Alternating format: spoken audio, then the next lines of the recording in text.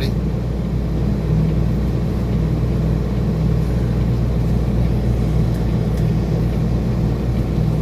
So you're in DC here.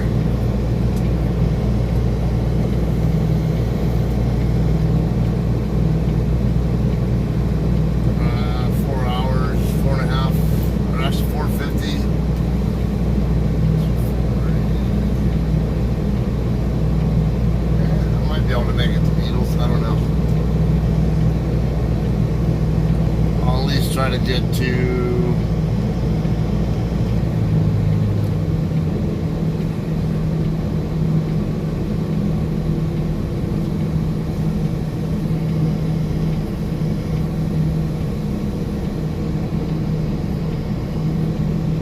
might try to at least get to Needles or something, but I don't know. I'm not sure that I'll make it to Needles.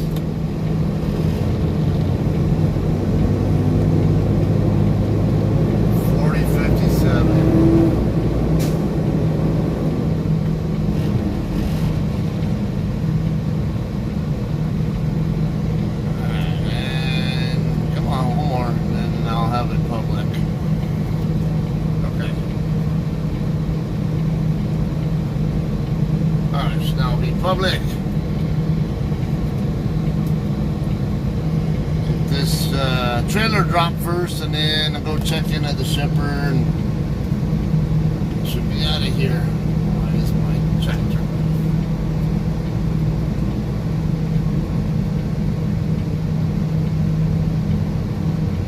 Alright, come on. You guys usually drop your empties over here in this road. I'm already passing. What's up with that? Oh my God, this England driver. Yeah, this guy here is new. I know they were telling him earlier how to.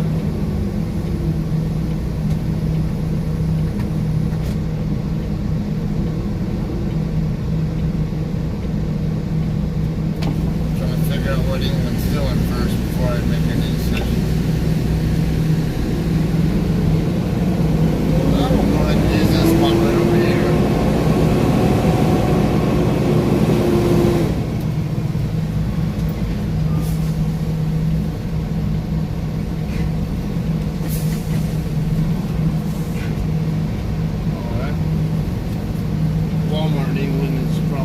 Get on the scale.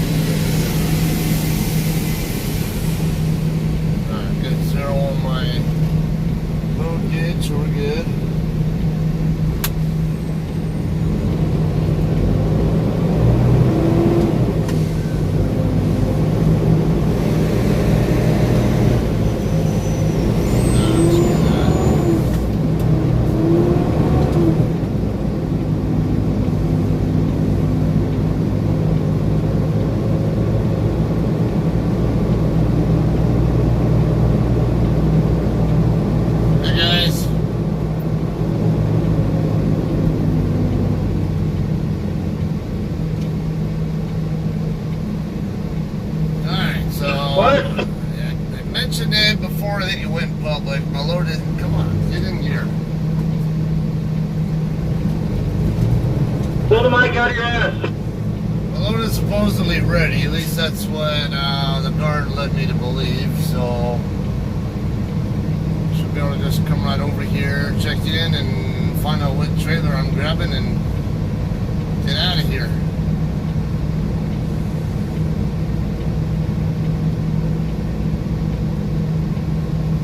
Over here by this one, 4304.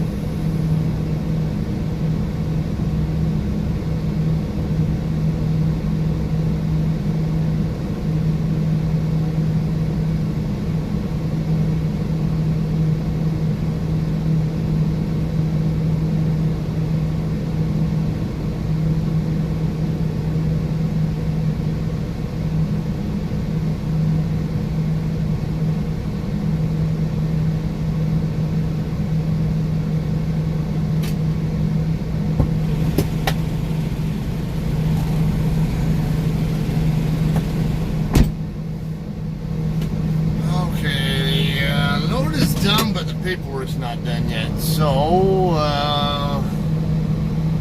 be sitting here a little bit. Hopefully not too long. I'm gonna call my wife, see what's going on. And I'll have to send dispatch a message too, letting them know.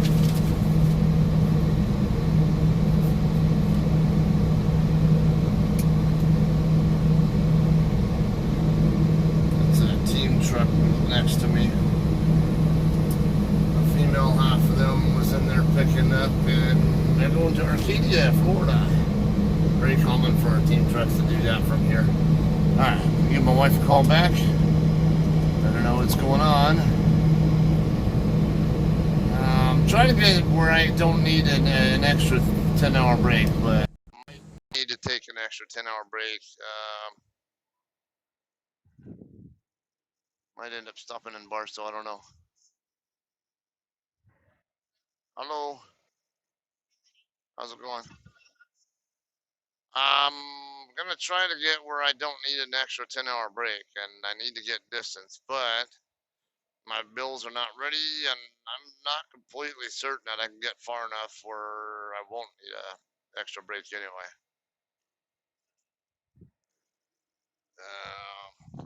Let me figure out my ETA because I had it earlier on here. Just going to double check that I have the correct departure time. Because if I do need that extra 10-hour break, I think it's going to be around like 11 or midnight on the 4th, going into the 5th.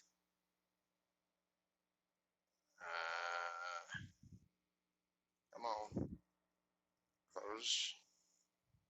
Oh, that's why it's in full screen mode.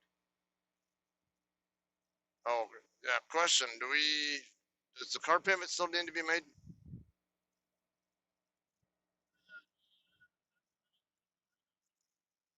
Okay, that's what I thought. When I went on there, I was gonna pay it today, and then it said it wasn't due until June. Like, how's that possible? I haven't paid this month yet. All right. Okay, I got 1,430 miles to cover. I'd really like to be able to get at least 130, at least, if not more. If I just do two 10-hour breaks, I can be there by around noon. Or no, 1,400 on the 4th. So if I have to take an extra 10, wait, let me change the date on that, the time on this, because it's 13. Oh, I have extra time than that because it's 1,300 here, so 15. We'll just say 15:30.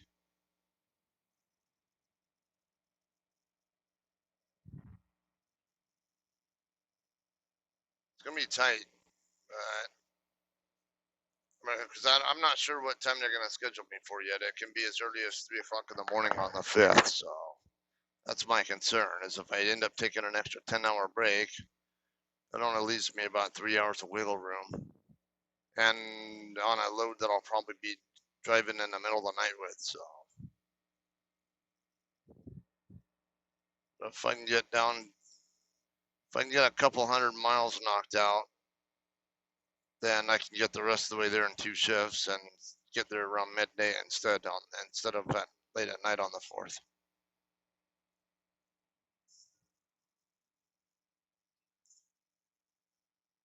Possibly. Well, I'm gonna have to get fuel too, but I haven't decided yet. I might end up stopping. I don't know. Might stop in Barstow or somewhere. I don't know yet. Might even try to at least get out to Ludlow or somewhere where I can be set up where I can possibly do it in 2 shifts. Where I, at least have the option of being able to do it in 2 shifts and not two extremely long shifts.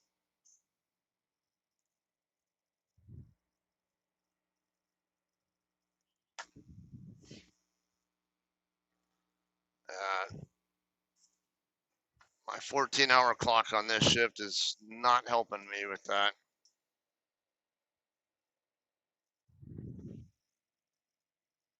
So it is what it is. I don't know. I'll see how long it takes for the paperwork to come in, and then if it seems like it might take a while, I mean, if I'm gonna have to, if I think I'm gonna have to take a 10-hour break, an extra 10 anyway. Yeah, I'll probably just go ahead and do it here in the area somewhere, whether it be at the house or Barstow. It doesn't matter.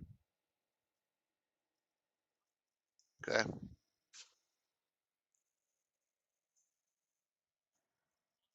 All right. How you feeling?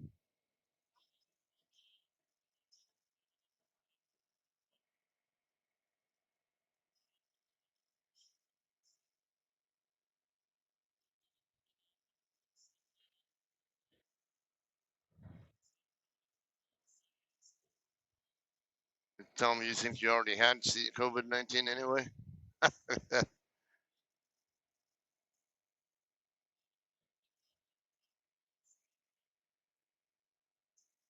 Not if, well, if you already have the antibodies to it, then probably less reason to be concerned because that's what it sounds like.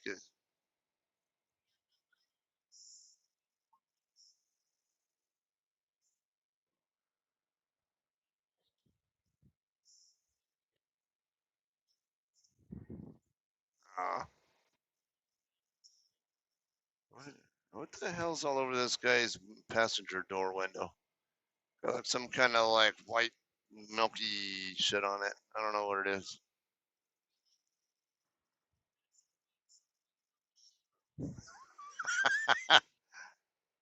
Well, a lot more than that kind of white milky shit.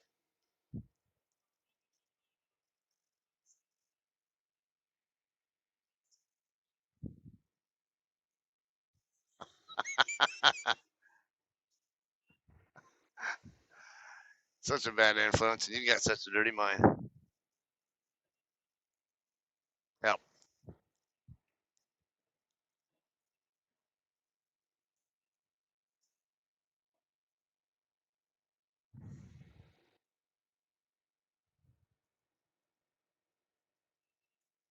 of course.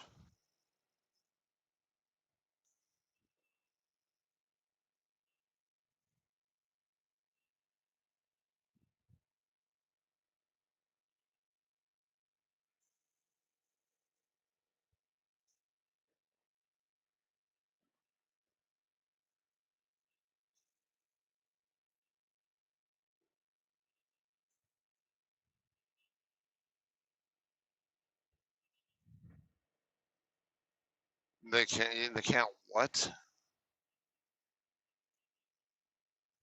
See you. Okay. Wonderful.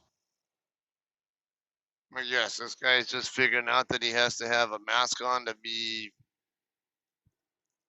Yeah, he's coming out with no mask on. He probably just found out the hard way. He didn't read the sign saying don't come in without a mask on.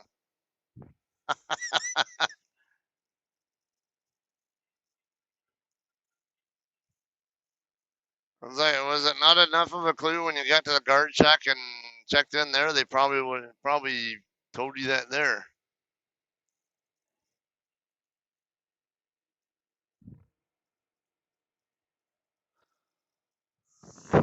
Oh, yeah.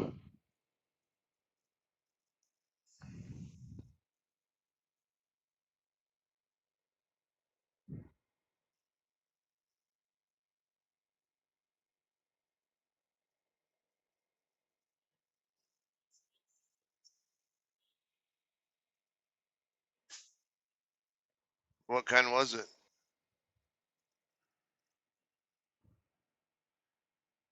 You got bit by a Mojave Green. Yeah, that was pretty stupid. What? Is he in the hospital now or something?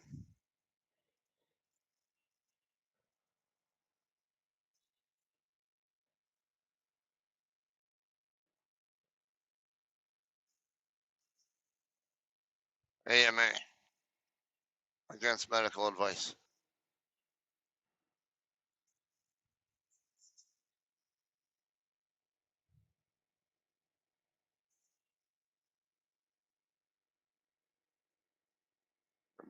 How did they fix that situation? Sedate him?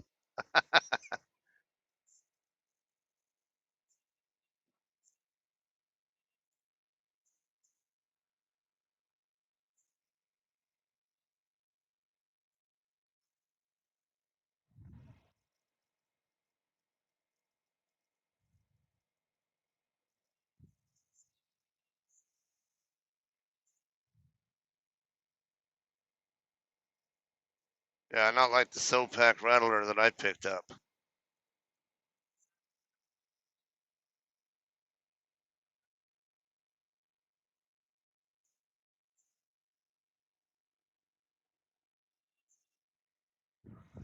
Right.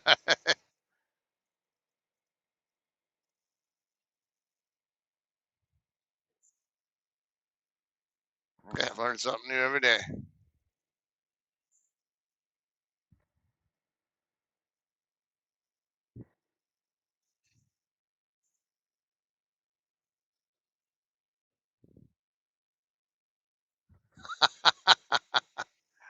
I forgot about that part.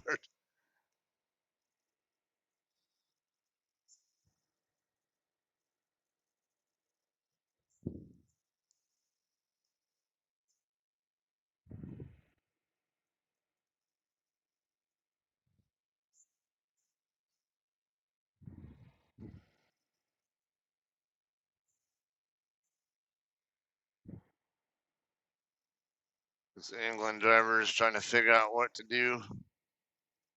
I think these guys are, yeah, because these guys came in right before me. I could tell by the way that guard was talking to them that this was their first time here, or at least the drivers. I don't know, and I would assume it's the first for both of them because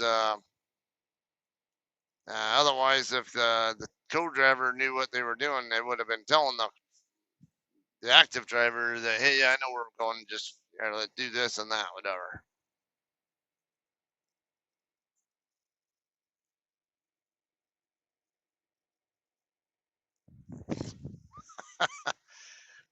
Well, at least there's one guy on here who says love me who don't have weird thoughts about, and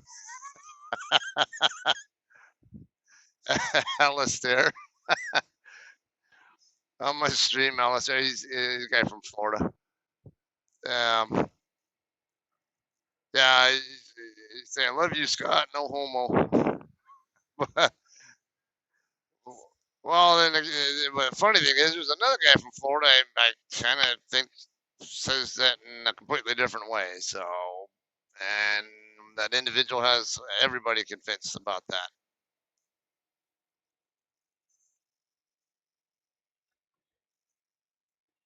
Yeah, do the five, do the five. I need some iced tea.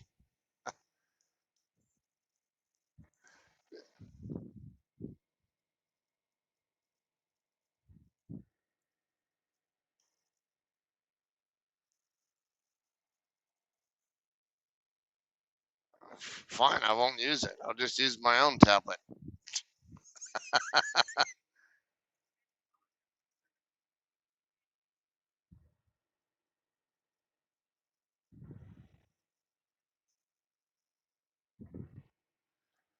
Oh, Alistair quitting pot for his CDL today. All right, that's if that's what you want to do, definitely say go for that. Thank you, Clueless. We love you guys.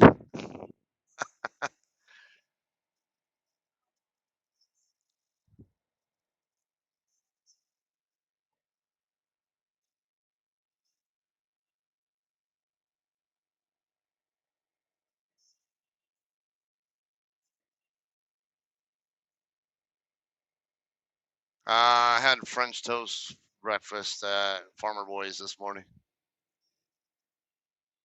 Yeah.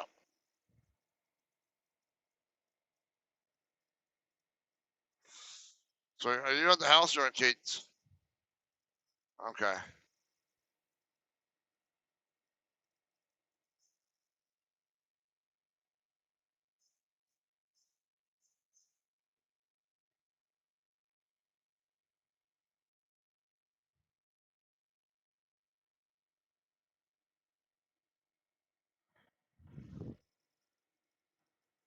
I still got 10 hours on my drive clock, so I could actually do an 8-2 split here if I want. I think, and that could actually benefit me going across with this load.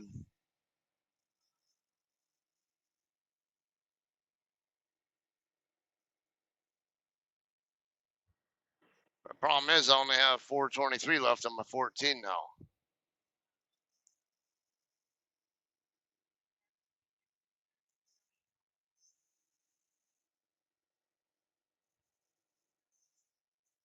Correct.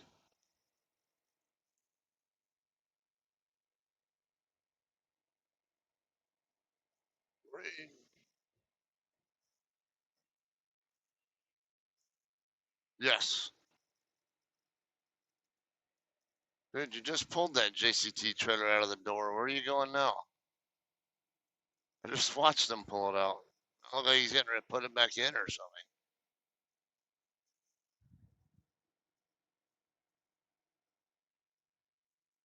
Yeah, it looked like he is getting ready to back it back into a door.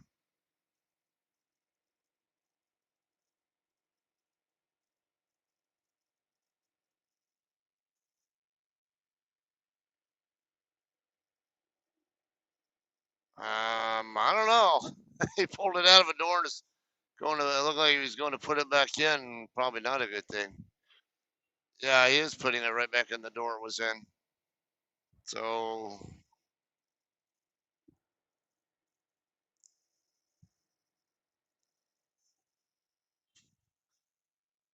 well, okay. Depending on what we're talking about, like you're saying.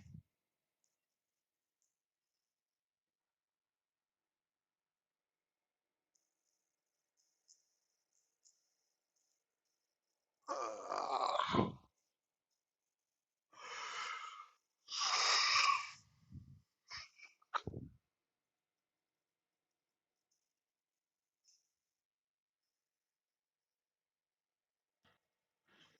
Today I could really use some bills so I can actually get my load moving.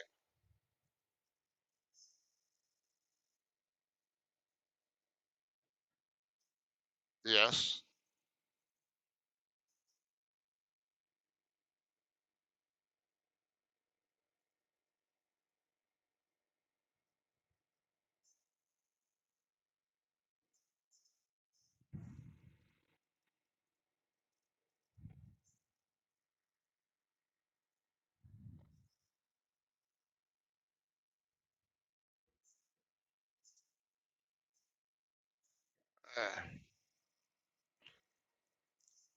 Uh, Hang on for a second, because I'm gonna make sure it's. I don't know. Hey, is this your first time here? Or? Okay, yeah, I come here all the time. I used to drive for them too. Yeah, is your load ready?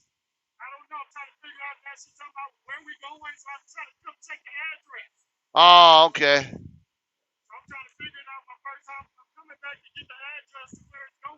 Okay. Oh, you're probably either going to Paul's Valley or Ochalata. Okay, when your load is ready, because I know you dropped in row E. You know, over on the other side of the scale. Row F and G over by the fence. That's probably where your trailer is going to be when it's ready. There's going to be a yard seal on it. Cut the yard seal off. Get two of your load locks and put them on on your load before you get to the guard shack. All right. Oh yeah. They won't let you leave unless you have load locks in. So yeah. Yeah, you got load locks.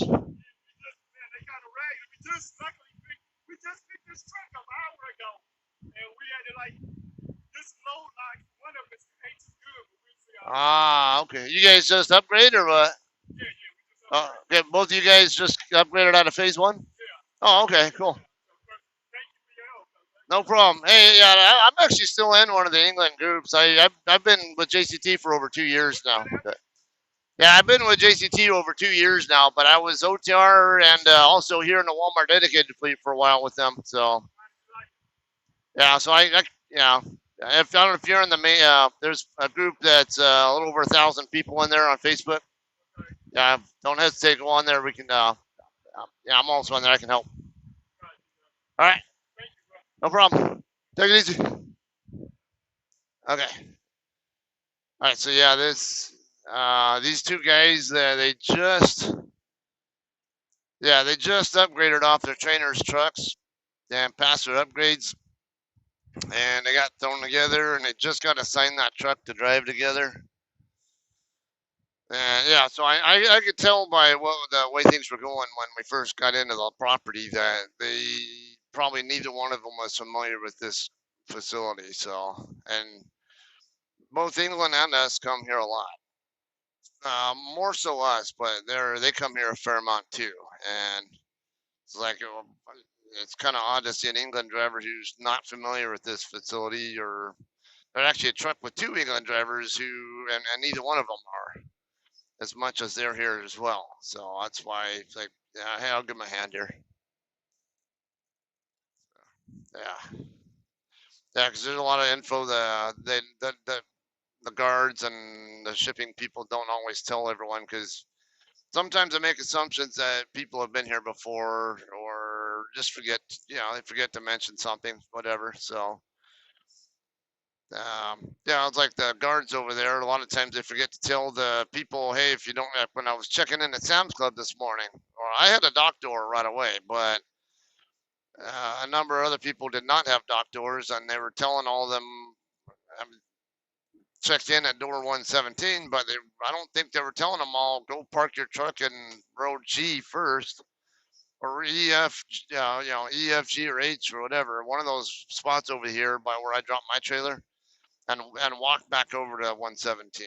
But so as it was, I got, my bills were done this morning, and I went inside, and of course, there's a line of people in there trying to check in, and all these people were checking in. Half these people were checking in that didn't have dock doors. And just so happened that one of those guys there was a Stevens driver who was blocking me from exiting, from getting out of my spot. And then, of course, she's asking, "Oh, anyone here checking out?" I'm like, yeah, okay, door 119, okay. And so I get my bills, but okay, I'm kind of doing this routine for literally 25 minutes before the Stevens driver finally came out and moved his truck.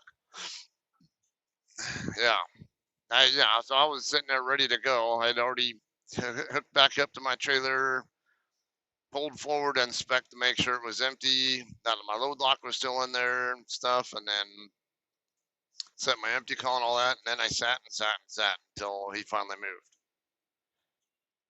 Yeah, and then there were several other trucks in front of the other dock doors to the, doors 101 through 116, whatever it was, something like that, 117, I forget. So,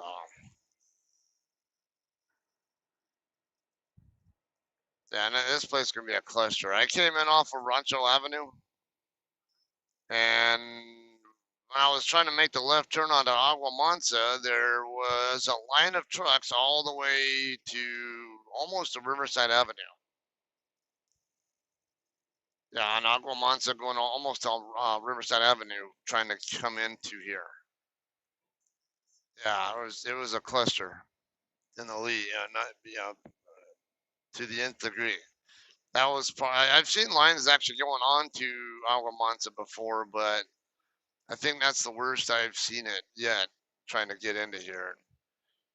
I don't know if I have a feeling that the girls who were working in the guard shack this morning might have had something to do with that. They kind of, my impression, they just didn't seem to have the greatest sense of urgency while they were doing the work. And well, I understand kind of stress relief kind of thing, but hey, you use stress relief when you don't have a sea of trucks trying to get in here and a line all the way out. They even have signs up saying, "Don't block the street." I'm like, well, you know what happens when a customer, like a lot of shippers and receivers, can't keep the trucks off the street. The shipper gets cited, not the drivers. Yeah, but they have it's almost like they're doing it differently here, where they go after the drivers if we block the street and like, hey, I mean, I can't park on the curb because their truck's parked on the curb, and then even and then if I do park on the curb, people are going to assume that I'm just parked. I'm not doing that. And I'm trying to get where I'm trying to go, and if it's not my fault, that the DC can't get people in and cycled in and out of here faster than they do.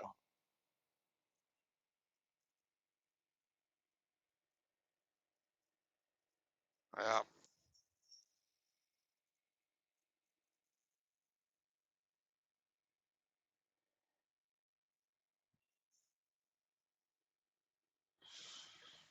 Ah, kind of wishing Walmart would hurry up and call me and say your bills are ready.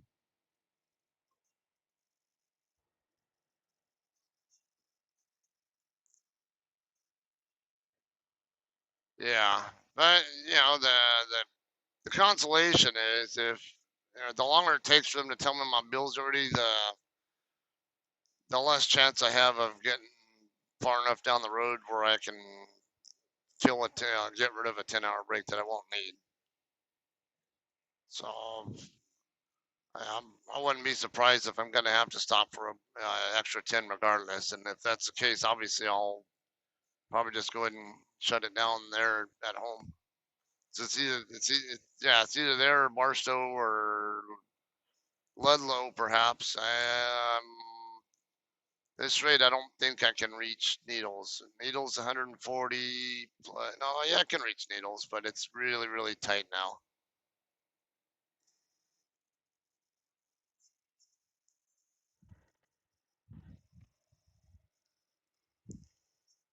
Yeah.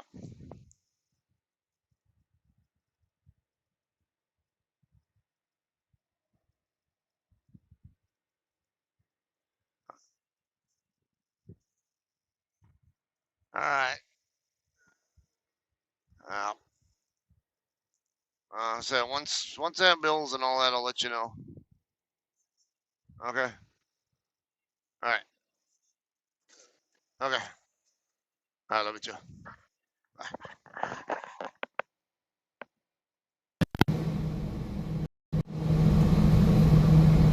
Okay. Yeah, I never bothered to send my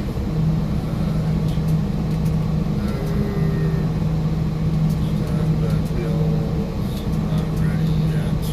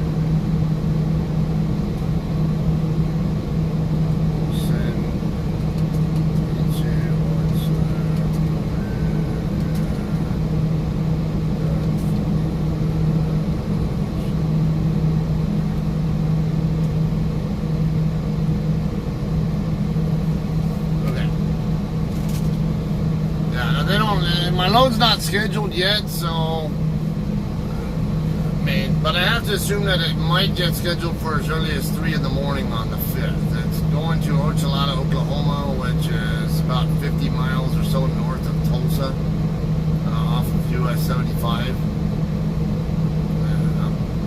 Been a while since I've been there. Last time I actually went there was the very first day I started driving for JCT.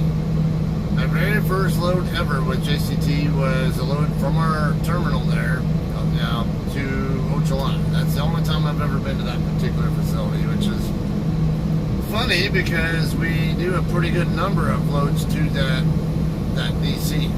I've never on them. Usually when I do these Walmart loads, I get kind of moved around. Sometimes I do Harrisonville, Missouri. Sometimes I do Pauls Valley, Oklahoma. Once in a while, I might do Temple, Texas, or Terrell, Texas, or wherever else, right? I'm trying to think where else I've also been out of here. I've done a lot of pickups out of here, just trying to think of it now. I don't have a hell of a lot of variety and places I think I've actually gone to from here. Yeah, at least not with JCT. Why not? Let's take a look.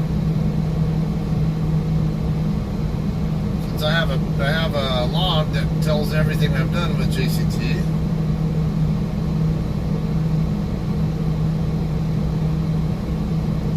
Let's find anything out of Colton. Alright, there was a Colton. I went to Moberly, but Moberly's a team speed load down now. We don't do, basically Jesse and Diane Wyatt, like they'll do teams, you know, they'll pick up loads out of here that go to Moberly and they'll drop them in at our terminal in Sepulpa. And then a solo driver will take it from Sepulpa to Moberly, and then they'll grab, then the solo will take, you know, do a 10 or whatever, grab a different load, bring it back down to Sepulpa, and then, you know, maybe a team truck like Jesse and Diane or something will, I'm not sure what Jesse and Diane usually come back to California with. I just know they usually go from somewhere in that area to,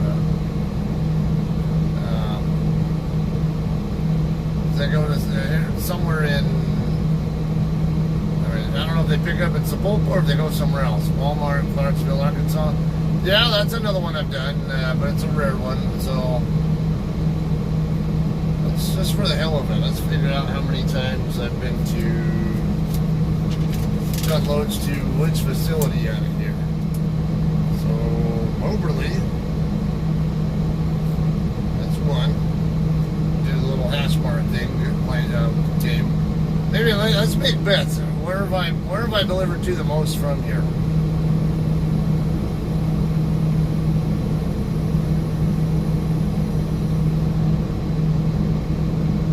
Okay, that was a cancellation back in May of 2018.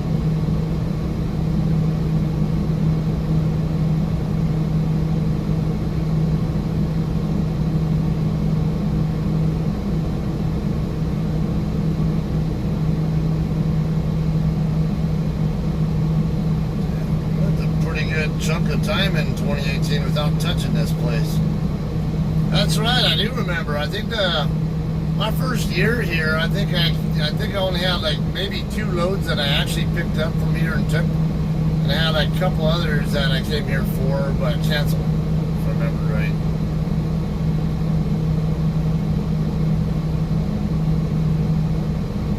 I come here a lot more now. Used to not. Okay, I have another one I picked up on my birthday, actually, a couple of years ago. But I ended up swapping that out over at Russell's Travel Center. I don't remember where that was going to. Russell's Travel Center is in New Mexico, right before you get into Texas on I-40. So that could have been going to Clarksville, could have been going to Pauls Valley or Ochalata, I'm not sure. Or even somewhere else, I don't know. Okay, I did another pickup here in January of 2019, but I ended up swapping off that one as well in Benson, Arizona.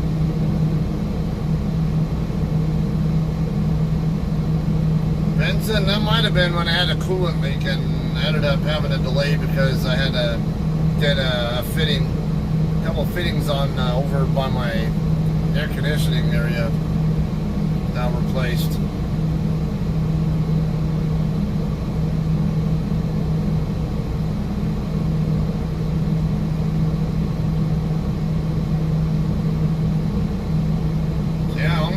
Only a few times I even saw this place in 2018. A lot different than now. It's like, shit, I've seen this place 3 times since yesterday. Delivered here last night, delivered here again this morning, and I'm picking up from here. And I kind of joke with the guards, or them. They always ask, have you been here before? If they don't recognize me, I'm like, yeah, I practically live here.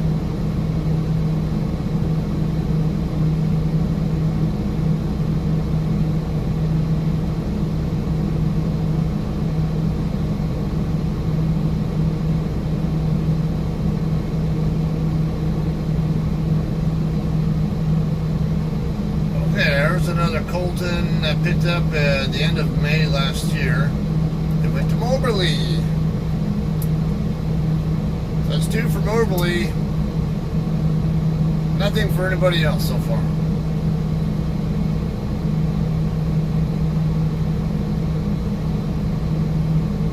Alright, out of Colton to Pauls Valley in July.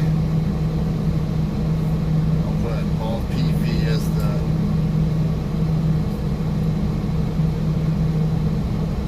to Colton and Moberly in July. See, that was one they liked to send me on for a bit until they ended, but then shortly after that, they changed it from a solo speed load to a team speed load. Walmart to Moberly. I'm at Colton and Moberly again.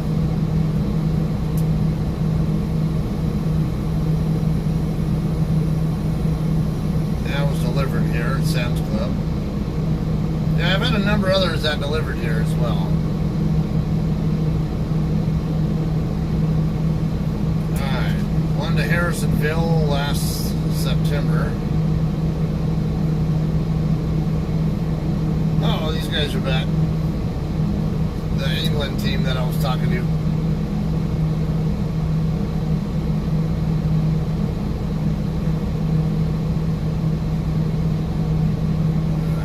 Picked up here again, but swapped them to Tucumcari.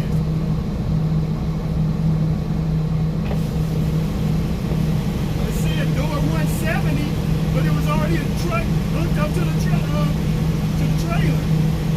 Was it an England trailer? Yeah.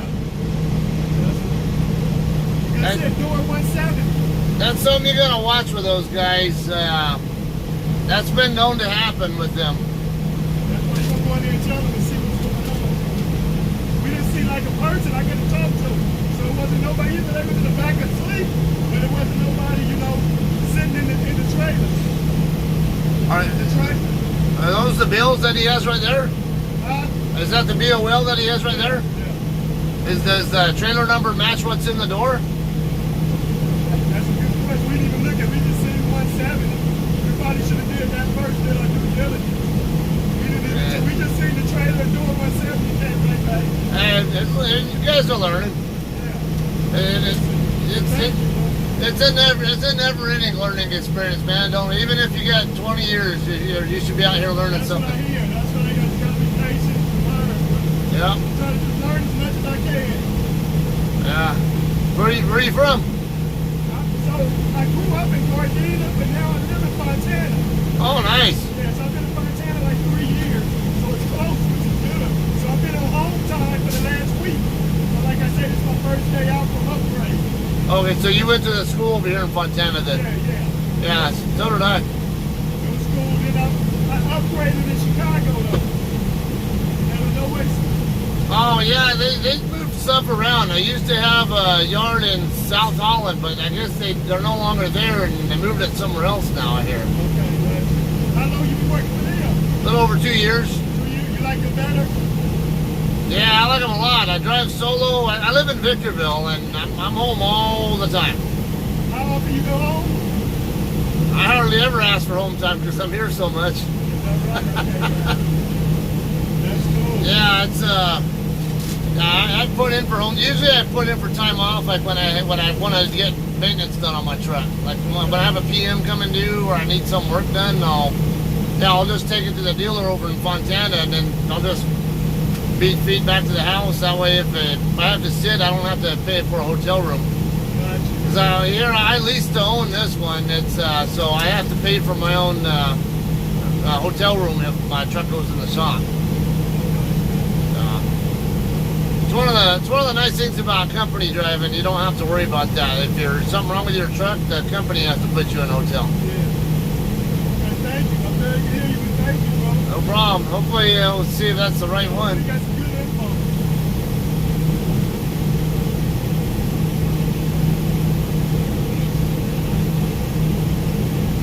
All right, thank you. Was that yours or something else? We're going to H or I lot. Oh, no, it's a G or H. It's row G or H. It'll probably be an H up against the fence. When you go around the building, that row of trailers right there on the left side, it's probably in that row. Okay, thank you. No problem. Alright. What's up, Cody? Slacker? Okay, so were you fucking with me when you said you stopped in Wamsutter, or is that actually where you shut down? Because damn, you... I gotta give you a hard time. If that's really where you shut down, you only went maybe 250 miles or so before you stopped. That's not even a 4-hour drive. What's up with that?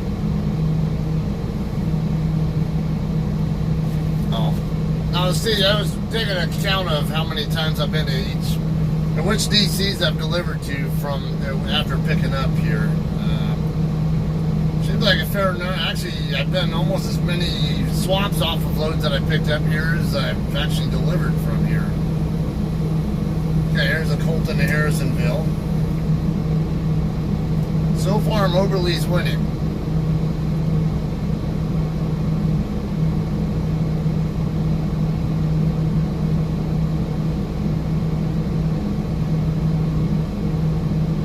Harrisonville.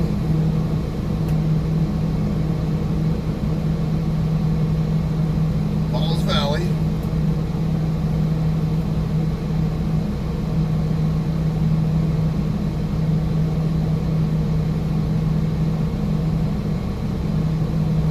Yeah, that's something else I probably should have told them, hey, double check that the trailer is the right one first, and then if it's not your trailer, then checking row H or G.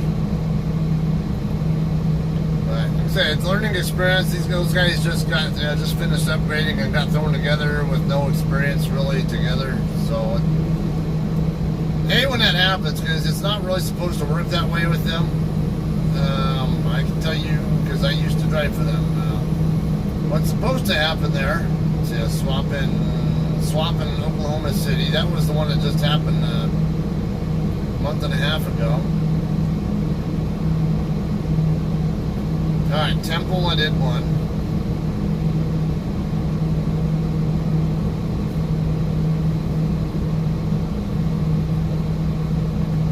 What about the time I went to Terrell? I know I did one to Terrell, but maybe I swapped for that loop.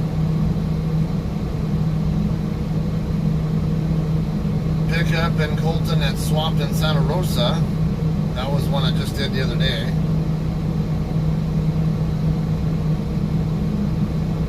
Yeah, that's it. 6, 9. So I've done a total of 10 pickups from here in 2 years that I actually delivered myself. 4 of them to Moberly, 3 to Harrisonville, 2 to Pauls Valley, and then 1 to Temple. You're sick, alright. I guess that's a good reason. Hopefully you let them know that you're sick. If you have, if you just shut down like that, you don't want it to look like you're just lollygagging. If you have problems like that, definitely get it on the Qualcomm. Let them know, hey, I gotta shut down early, but you're doing okay on on-time status anyway. But just in case, it's always a good idea. Get it on that Qualcomm, so it's a note. Hey, you're not feeling in good enough condition to drive. Your body's not letting you drive. I don't think that goes down as a driver fail. If the driver gets sick, I'm not sure that's a loss of service on the driver. You can't do anything about that. So just do what you can, and they're supposed to work with that. All right, so I left a note here. Basically, I'm waiting on the bills, and I was hoping I'd be out of here by now, but nope. I might be sitting here waiting for a bit.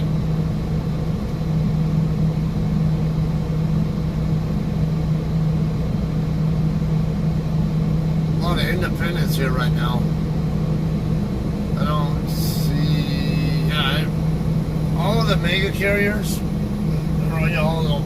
Anything remotely close to a major carrier. Nobody's in dock doors here. It's every single truck I see here that's in a dock door are independents or like small outfits.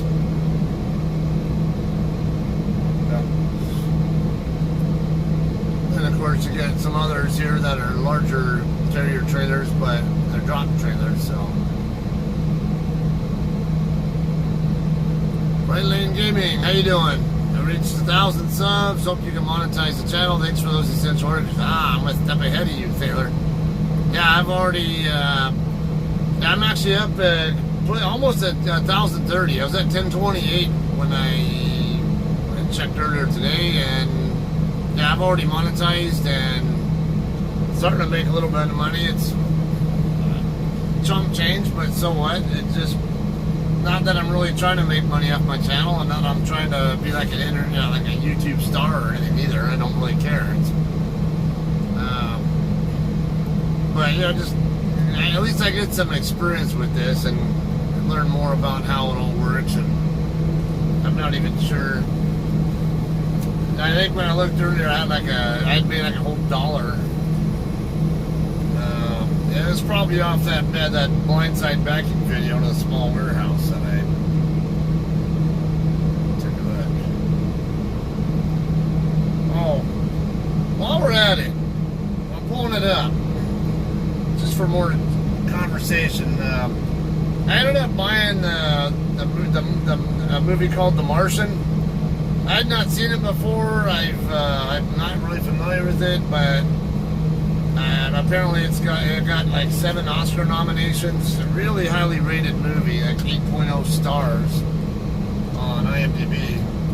So very excellent movie apparently, and yeah, I've got a pretty good distance into it. It does sound like a pretty good. It seems that it is a pretty good movie from what I'm seeing so far. Oh, that's God, you are so full of shit, haha, Cody.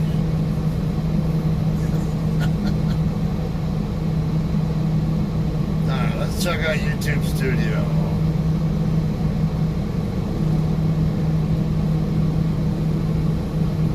Okay, I'm actually at 1029 now for the subs. So I picked up another one since this morning.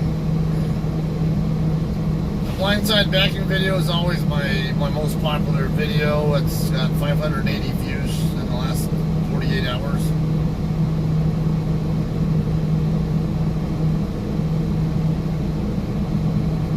I paid a whole $1.66. Okay, so let's see.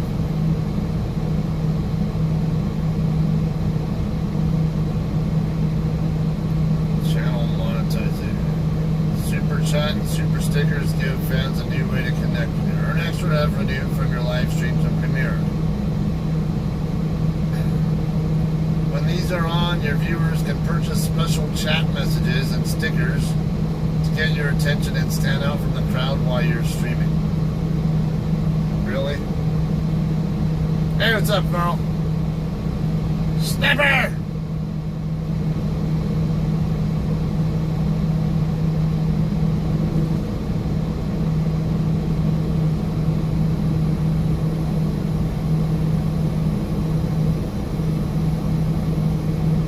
I'm up to 271,000 views on that that blindside video.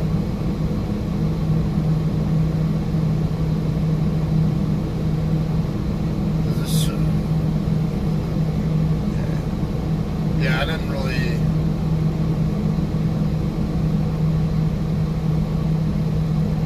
Okay, only videos longer than 10 minutes are eligible for ads during the video. Alright, so I've got year 6. Let's put them on. Now help me get subs. Yeah, screw that.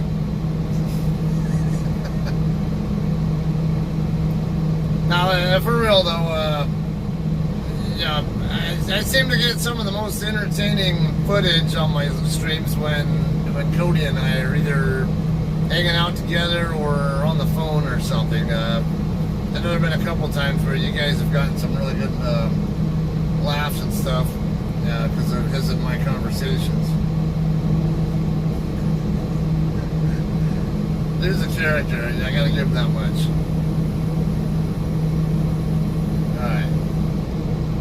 Alright, so how many of you guys have seen that movie before, The Martian? And what do you guys think of it?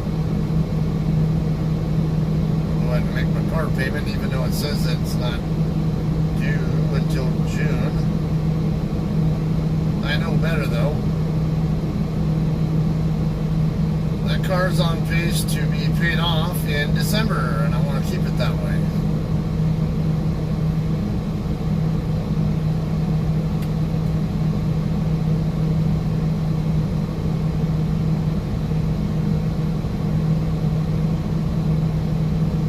Pay $350 instead of $336. That's what I usually pay.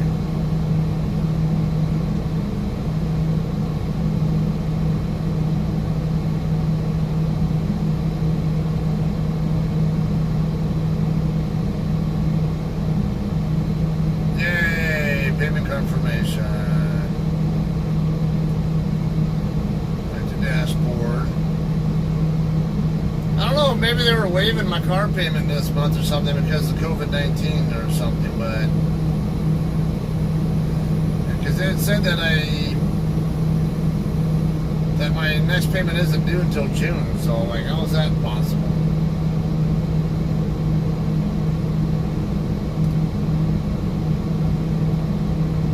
Alright, yeah, eight payments to go, and I just made one, so 7 more payments and I am done.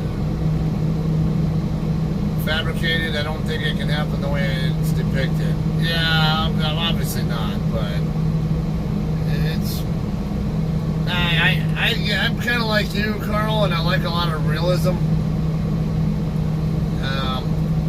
Like when I watch stuff, it has to be believable that it's realistic, like it can really be that way. Otherwise, I'll pick it apart most of the time, especially when it comes to aircraft kind of movies. Obviously, because my aircraft background. Yeah, like okay, like Executive Decision, what they did in there, hooking up an F-117 that only even seats one person in it, and outfitting it with this special thing that can hook up to a 747, and having a bunch of guys, like operatives, whatever, you know, make their way into an airborne 747. Now that's, yeah, okay, whatever. But yeah, at the same time, I also appreciate the creativity of it as well. So, but it's just one of those. Here's the problem I have with that, though. People see that kind of stuff, and then they think, "Oh, that really does that. That really can happen." You know, the military really can do this kind of thing or whatever. Like, no, we don't have anything like that. Not that I know of, at least. If we do, it's sure as hell not something I'm ever aware of. And of course, I've never worked on the F-117, and really, it's a small aircraft.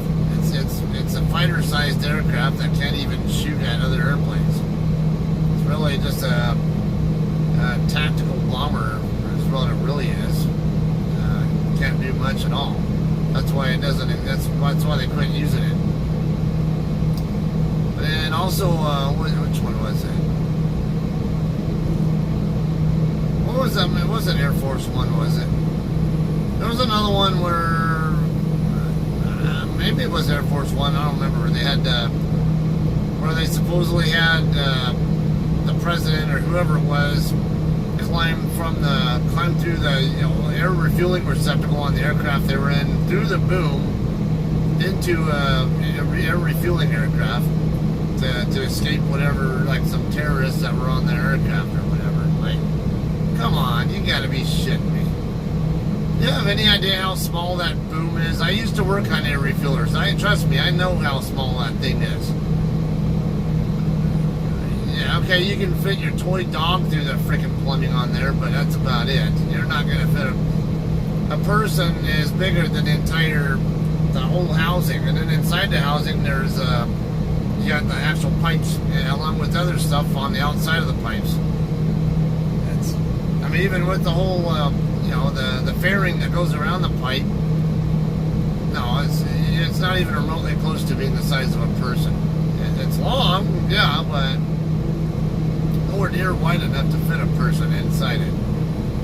And you just end up inside the fuel tanks anyway if you climb up inside it. So like, but come on, this is just that guy. That's beyond cheesy to me, and I can't handle movies like that where they do that kind of stupid shit. That's where I'm talking about it. Make it at least somewhat believable. But there are some others where I get it's just entertainment. Carl, actually, here's a great example. I can use you as because you were a sniper. I know you guys, some of you guys, I'm sure plenty of you guys have seen the movie Sniper or the series, the Sniper series movies with Tom Berenger. Come on, Carl. I know what you're gonna say about it because one of my friends I used to work with was retired. He retired before me, but he was a sniper in Vietnam before he worked with me, and I remember asking him about that movie, and it's like he freaking hates that movie. He can't stand it. said every time, every damn movie that they make where they depict a sniper. Clean this screen, by the way. Every movie they make where they depict a sniper makes them out to be like some solitary individual who doesn't work with anybody else. Alright, that looked better. And just shake my head at that kind of thing. And I like the sniper movies, but especially the first one. But see, there you go. Carl's saying bullshit. And that's complete bullshit. Snipers do not work alone. Usually, from my experiences talking to Carl or to the other people, a couple of other people I've worked with who were snipers as well, they'll all tell you usually they work with a squad. I think Carl, we've talked about this before. I think Carl said usually like 8 to 12 people on a typical mission, and there's usually a couple of snipers, not just one. And but the mission change. The mission needs vary, and I'm not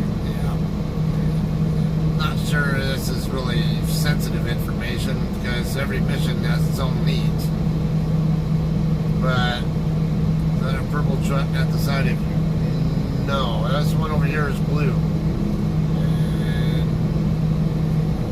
I don't. Well, yeah, and then this prime truck is like burgundy. Oh, my kid's got a hold of my ex-wife's phone. I might have to give him a call or something. Facing horse shit, dog would have ate him up.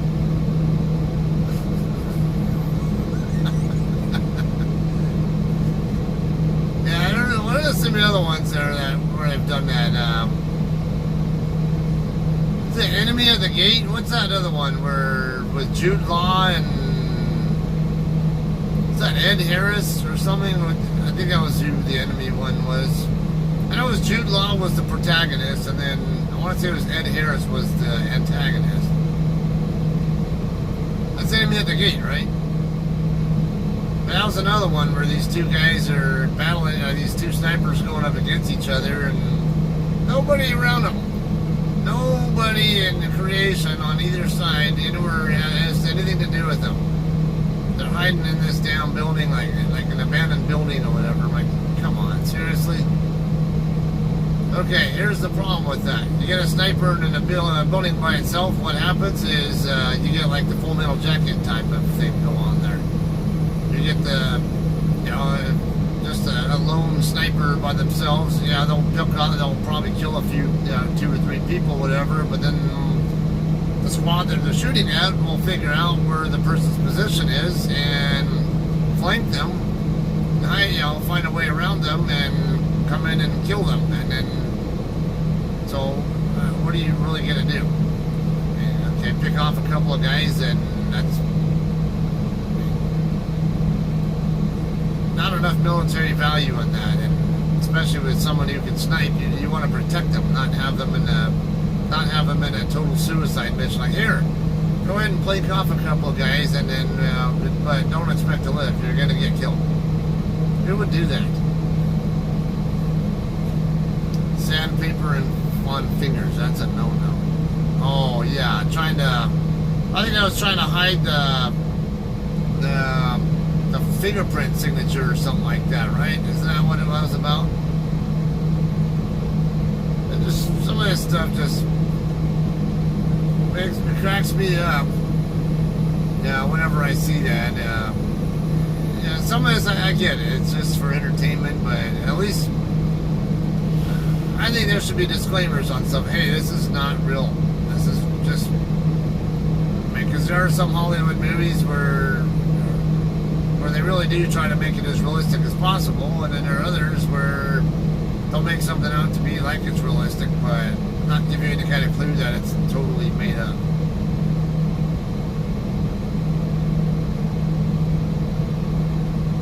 All right, there's trucking. Take California. Okay, that's up north.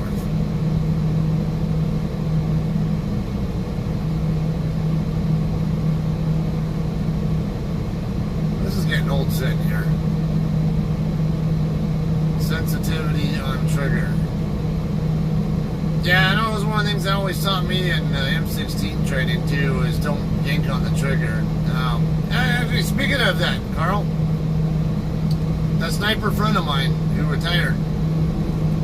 See if you have it kind of the same way, because I know I think a typical trigger pull was somewhere like 4 to 6 pounds or something like that. You know, what a typical gun is set at. And I know my sniper friend, he liked having his set way low, like I think 1 or 2 pounds or something like that. Something a lot lower, that way it's so easy to pull it that it would literally surprise him every time it actually fired. He didn't want to have any kind of feel like, okay, it's ready to go. He wanted it to always fire the round when he's not expecting it to happen. Did you do the same thing when you were a sniper? Hey, what's up, Mike? Yeah, Mike, we were just talking about Bob Miller, and I never talked about some of these details with Ken Richko, but because Ken Richko was a sniper as well. But Bob Miller, yeah, I know you probably had conversations with him as well. Let's see. Yeah, I guess you can call Cody. Or, why not? We'll put you on the air. How's that?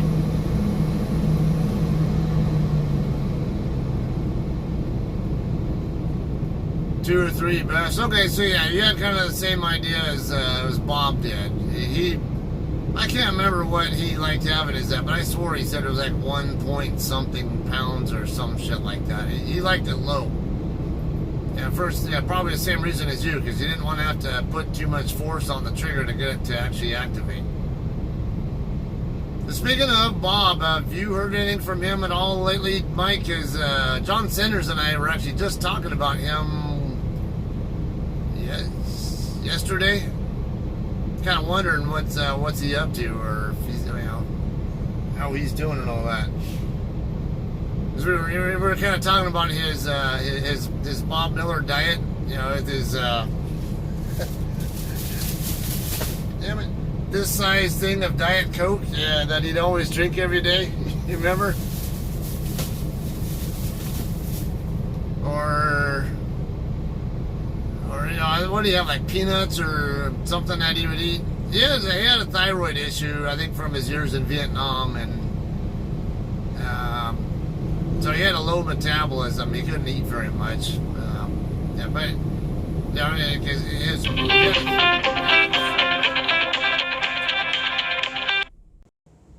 hello. Okay, be right there. Okay, yeah, I haven't talked to him. Hey, my bills are ready. What's up? Yeah, I'm glad you put me on the radio. Hey, I'm sorry to interrupt your talk about military, but I got you some Carolina Reaper cheese, so we need to meet up somewhere. Like, since I'm going to Texas, where you at? I'm picking up in Colton. I'm on my way to Oklahoma. We need to meet up somewhere then. I know we could definitely cross paths somewhere.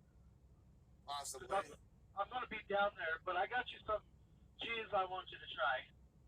We probably won't cross this load here, but we might cross on the next load for all I know. I'm not really sure. Okay, I'll figure out. I asked Shade to figure out how we can cross paths. See if she has any loads that, I really want you to try this cheese. It's $100. I've had that cheese before, and it's we're gonna cross naturally anyway, especially if you spend time on I-40. What was that? Sorry, you kind of cut out. Yeah, we're gonna cross paths at regular intervals. It's especially if you're in up on I-40. Lately, you've been doing more of the kind of the off the beaten path over toward Utah kind of stuff. So that's yeah. But yeah, we're gonna be crossing a lot. You'll see. Okay, and then I just ordered me like the world's hottest chocolate, and I need you to try that too. World's hottest chocolate. Yeah. Interesting. What piece of it will make who came up with the idea of making chocolate spicy? It's Well, interesting. it's not just spicy, it's hot. It's interesting. I'm willing to try it. I never really imagined putting If peppers you in YouTube chocolate. it, then you'll see. But I know it cost me $40 just for a tiny piece of it. What? Yeah, Come that's how hot on. it is.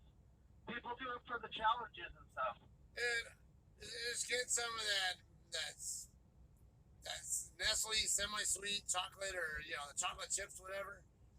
Boil No, them, it's like and boil it's like a melt them in a pot, and then mix all your, like, you can get freaking like Carolina Reapers and ghost peppers and other stuff, and mix it in there, and then make your own concoction of it. And $40 for fucking spicy chocolate? Are you freaking serious? yeah. Okay, either you better have gotten a whole bunch of it, or you got raped. I gotta have two things of it. It's like $40. What is two things of it? I mean, how much weight Two are we bars, talking? and it's tiny. What were you thinking? $40? But where the hell did you buy that at? Because I was watching YouTube one day and I was like, I want to try that. So I Amazoned it and I'm like, oh, that's expensive, but let's try it. I don't know. When you're 27 years old and you want to try stupid things on YouTube, So did you make a video of that? I'm going to All right, well, maybe. when it comes in. All right, well, yeah, I'll be looking forward to seeing that one. I know. And then, yeah, it'd be awesome. All right, well. So the reason why I shut down early is I wasn't feeling good at all and it was making me tired. I don't have no anti-diarrhea or anything around here, so I saw the next truck rest area and I'm like, I need to use the bathroom. I was like, I can't keep continuing. That's the only reason. I need to get going, go get my bills, and get out of here, right? All right, well, I'll keep watching your stream. I just wanted to tell you. Okay, yeah, I'll probably end up shutting down and probably at home because I only have 3.5 hours left. I can't get too far from there. Yeah, you're probably going home. All right, man. Well, have a good day. You too. You can call me whenever. I miss you. Oh, love you. All right. Love you too. Have a good day. Sicko. No, you do. You know you love me. All right, bye, man. The child I never wanted. All right. Let me I'm gonna run inside. You guys can check out my better side, and we'll be back. 0196 is my last four. Yep.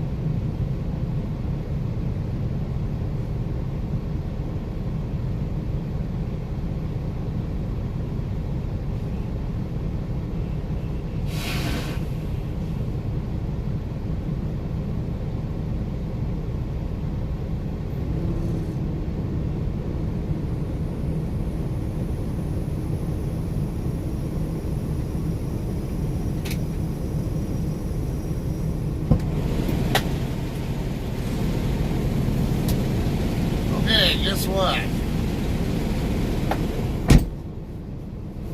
My paperwork here says my trailer was in door 228, which is the same one I saw the yard jockey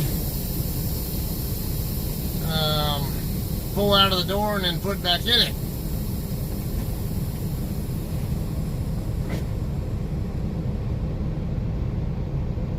What's up, Jesse? Where you at?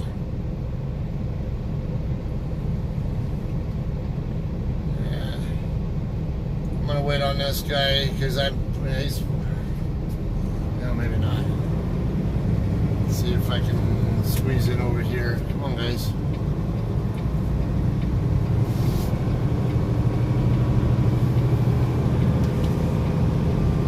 Trying to get over here before the guy got back to his truck, but I missed. Nope, that's not mine. Nope, there's nothing in 228. Okay, so yard jockey already pulled it out.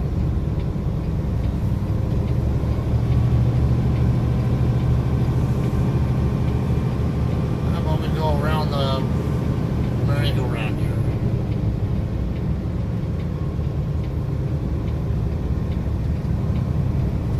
What are you doing? You hiding from me over here somewhere, Jesse?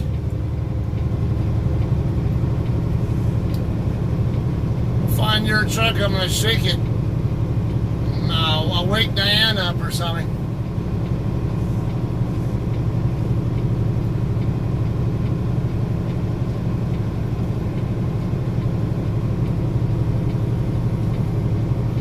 At least there's a purple one over here to my left.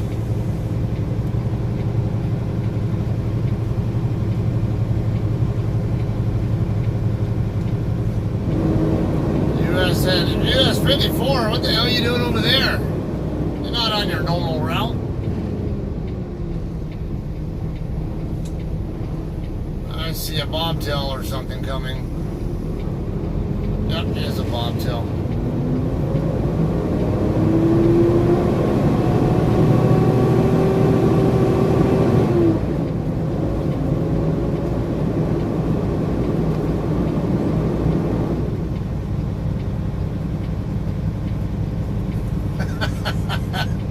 Yeah, hell no. Alright, my trailer should be over here in this row. There it is, right there. 6323.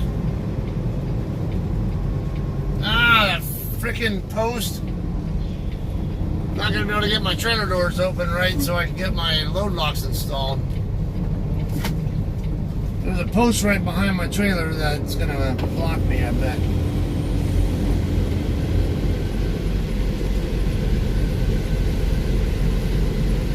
I feel my fifth wheel underneath, so that's good.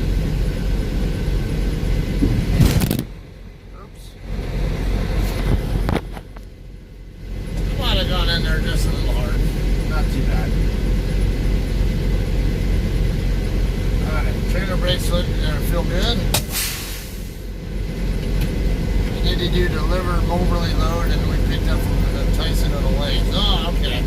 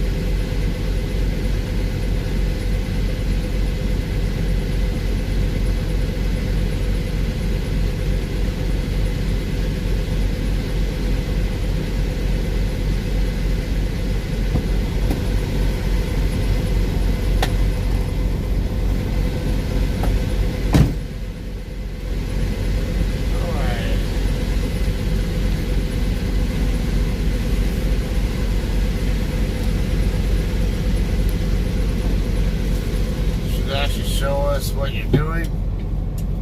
Yeah, but it's hard to do my job when I have to hold the phone with one hand and do my work with the other. That's why I don't normally. Once in a while I do. Alright, I got 14, 19, BOL temp plus 34, reefer setting 35. Sorted produce.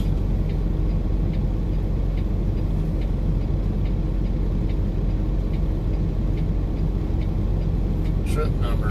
I've not remembered my trip number yet because I've had so many trip numbers recently. 7241. 1036 0196. How heavy is my load? Well, I got about 29 pallets or so. It's a decent size load. 37684. So it should be about 72,000 pounds or somewhere in that ballpark, I would imagine. 29 pallets, yeah, and the last pallet is a pretty good distance back, so. Let's see, sorted produce, 34, 35, yes. 6323, I dropped 5880. 610. 6236 6385, whatever. Almost. We'll say 2 on fuel. Might have to get, yeah.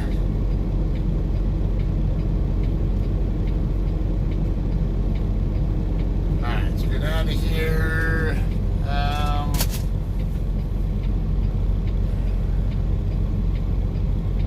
I don't know if I really want to take the time to stop at Royal Truck Stop just to get fuel. Or just to get enough to get me out of California. You're the great one, you can, whatever. Alright. I'm so great, I'm getting out of here right now. Alright, I'm going to end this shift probably at my house because I only have 3 hours left. A little over 3 hours left before I have to stop anyway, and it's the best I'm going to be able to do would probably be Ludlow. And it's not a meaningful enough difference for me to say, yeah, let's do a 10-hour break about 80 miles from my house when I can do the 80 miles from my house anyway. And it's I'm going to still need an extra 10-hour break regardless. From what I can tell.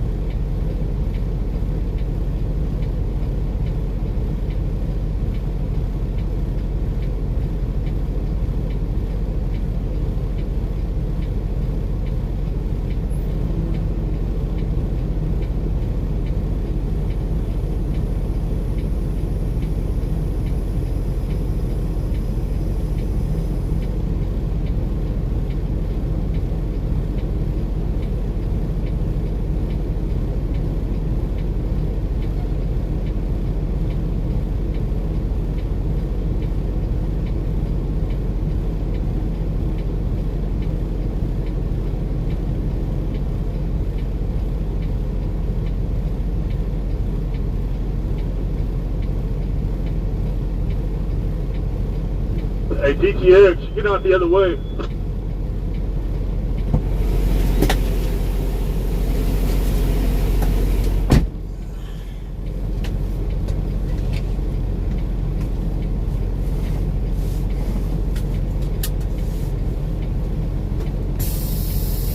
My wife knew I did what?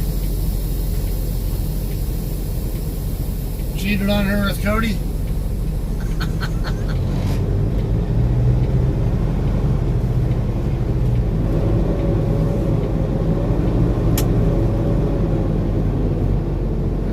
Clear both ways.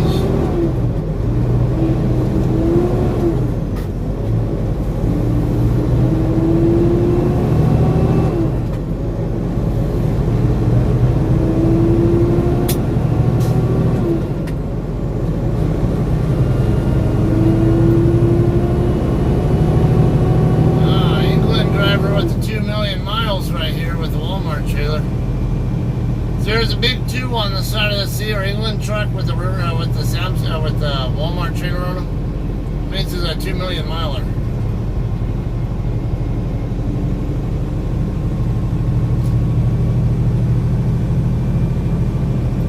See, not everybody at CR England is an inexperienced, like barely, like not even 6 month experienced driver. What do we got here? 4335 Alpha.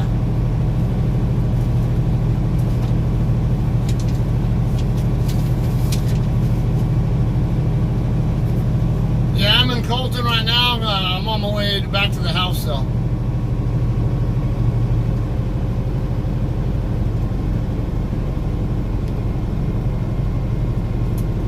Do a 10-hour break at home and then I will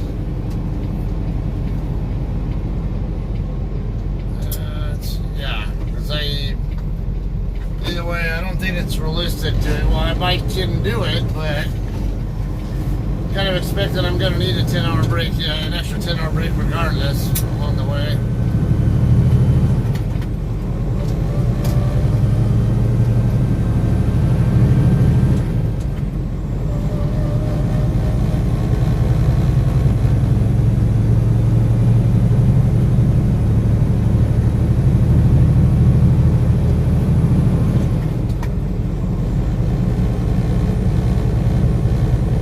You're from Land of Mormon. Shut up. Okay, I should be careful with that. I'm not here to talk trash about people's spiritual backgrounds or whatever. I don't want it to go into that neighborhood. But I gotta give you a hard time still.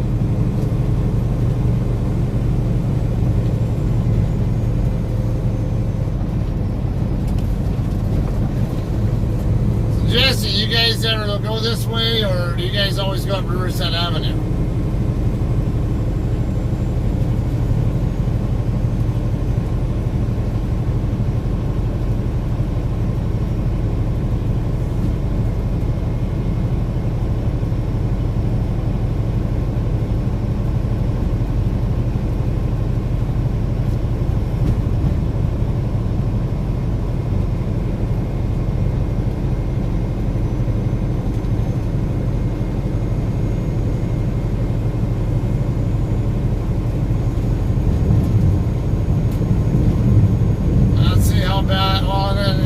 Saturday, so going past might not be too bad anyway. So I guess you're saying the traffic's starting to build up though. What is this? Styrofoam?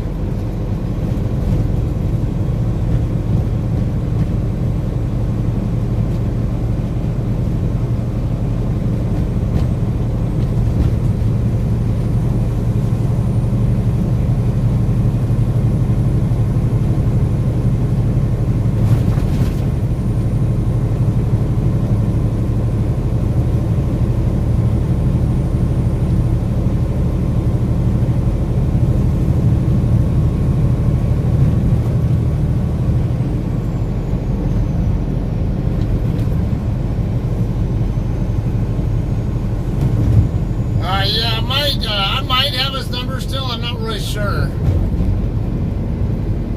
sometimes like when I've done phone updates, I lose a lot of people's numbers. I can check when I'm driving, but yeah, if you want to PM me on Facebook or text me or PM me on Facebook, whatever. I'll double check if I have it, and if I do, if it's the same one.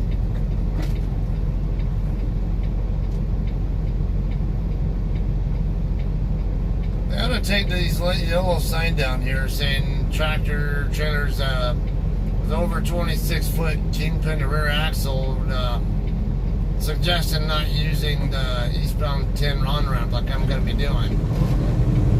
Because they redid the ramp, and it's a lot easier for a truck to make that turn now than it used to be.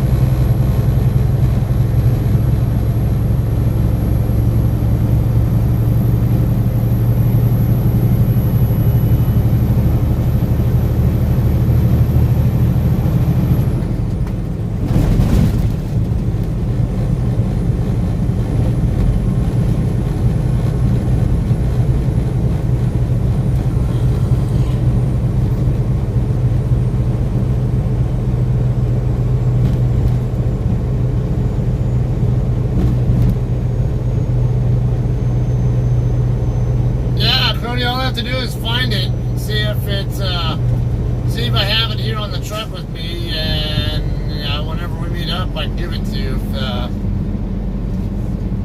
Assuming I still have it.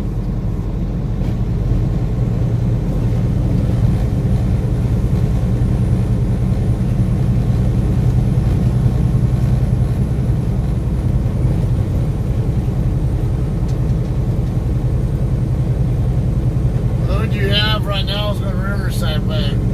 Now, Jesse, when you guys leave Colton, which way do you guys usually take to I-10? Do you guys usually go up Riverside Avenue, or do you go this way?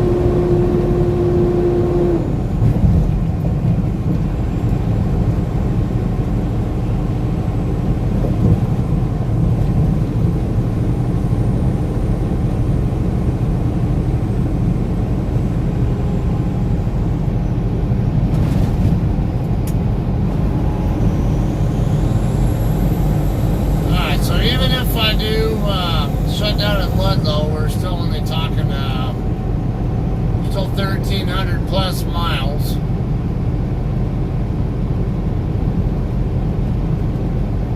Actually more like 1,350, so I don't think it's really realistic to way up in here. Had a fire or someone go over the side? Looked like a fire. Some stupid motherfucker threw their cigarette out the window and caused that, I'll bet you. Why the hell else would the vegetation there, right there in that spot, catch fire?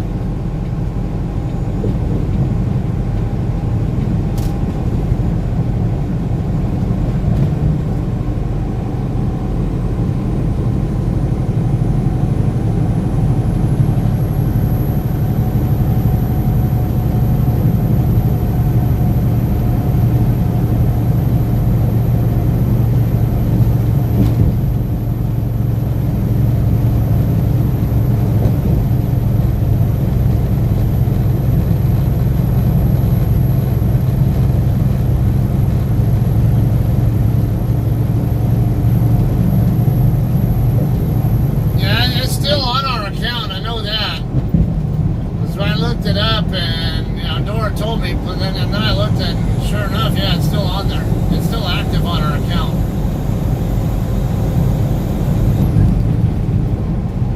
It's only like $10 a month for the service.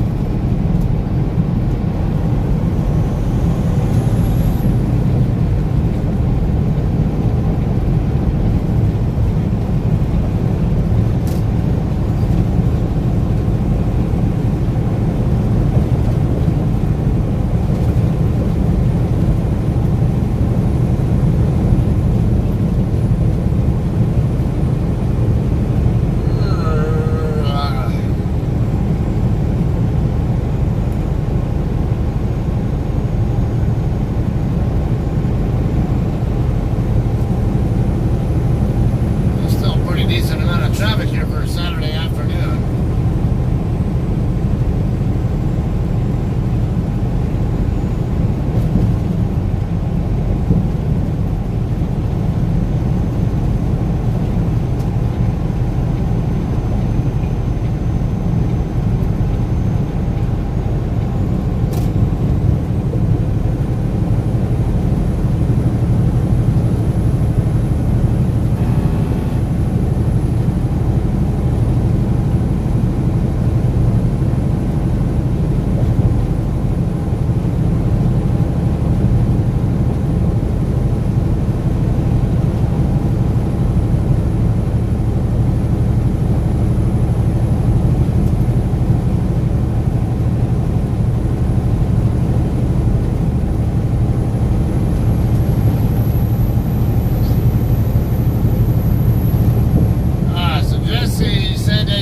Either or direction, just a matter of which way you feel like going on a particular day.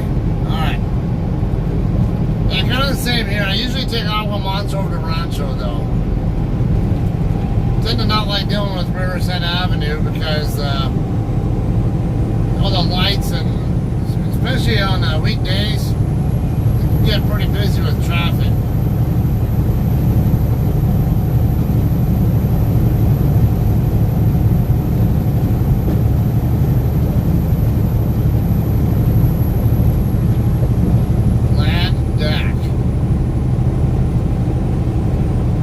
You're a Dodgers fan, but what's DAC stand for? Is that your initial?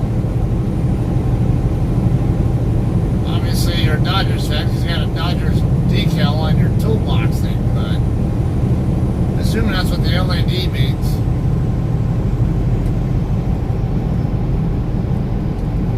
No, this one's going to Ochalada.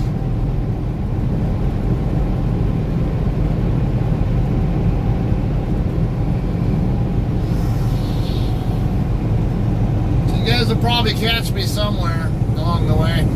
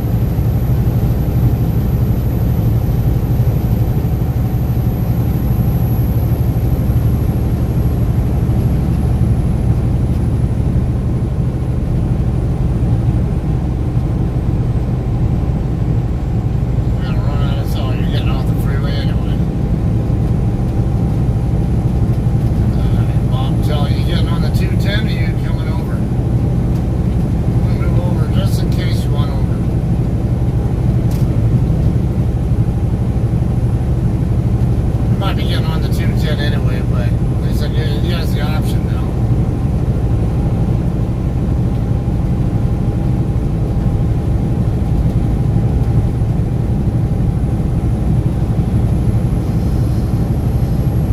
Yep, he's getting on 210 anyway. But I still need it over here because my lane's hitting. Or was hitting.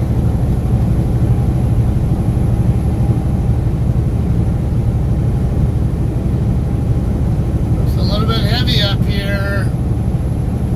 Oh, I see stop and go up there. Up there by the university exit.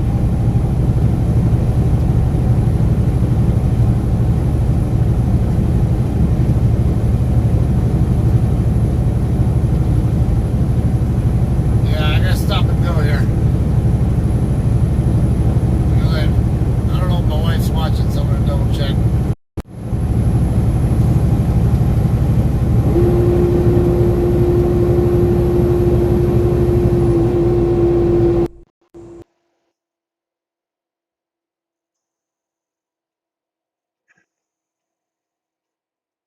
Come on, dude. Hello? What a douchebag. Fucking piece of shit. MHC. I'm getting into a stop and go traffic situation. Now my lane's gonna end. I was gonna try to move over, but this freaking douchebag trucker hazmat load. He was behind me, and then he goes trying to speed by me. All right, I'm on my way. I don't know if you're watching my stream. That's what I said.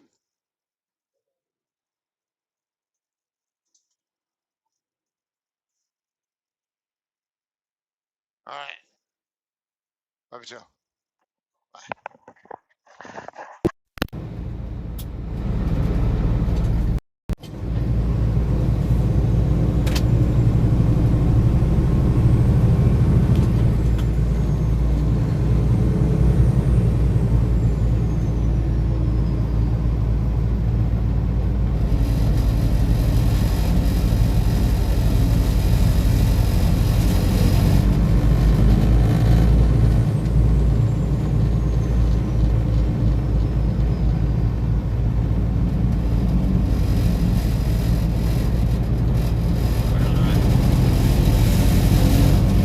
Yeah, I'm gonna call her up and ask her if there's something going on over here.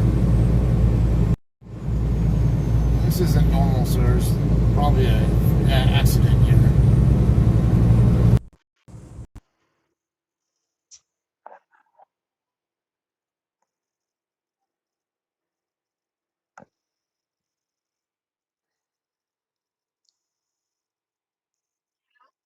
Yeah, I forgot to ask you because this isn't a normal spot to have a slowdown. I was wondering if you can look up if there's something going on over here on the 215.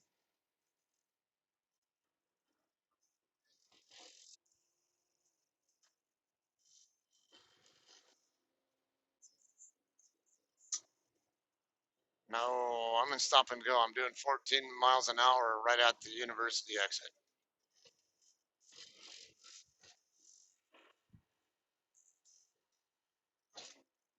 Your Waka Waka show is pretty loud.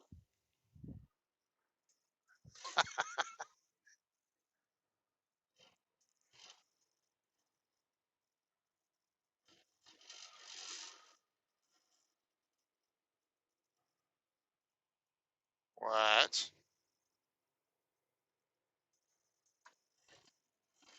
What do you mean, ooh? That doesn't sound good.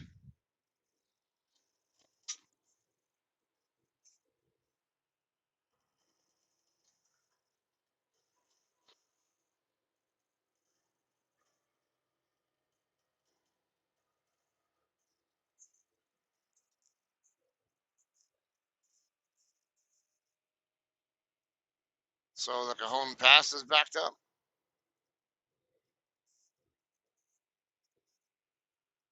Okay, what's going on there?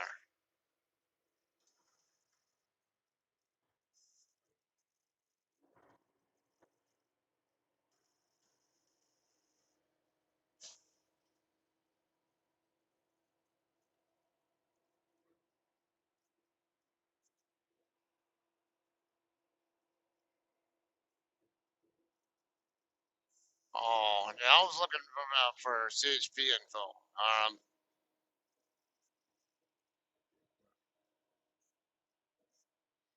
No, inland.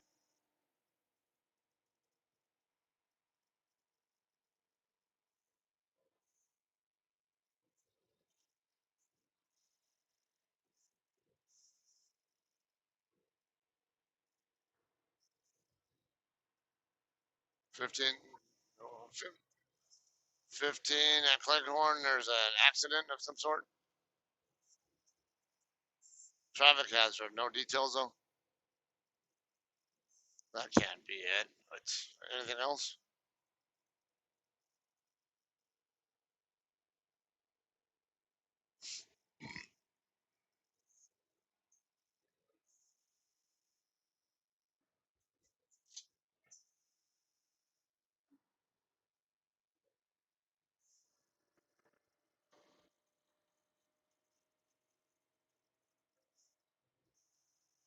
Nuevo's way down there in Paris. Look for anything that shows San Bernardino as the station. If you look over on the right side, it'll tell you which station is responsible for it. It's going to be San Bernardino area anywhere through here. What?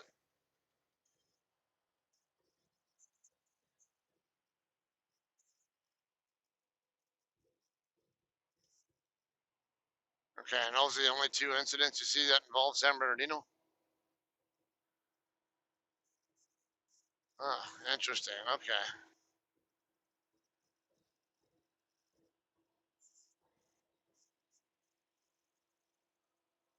No, that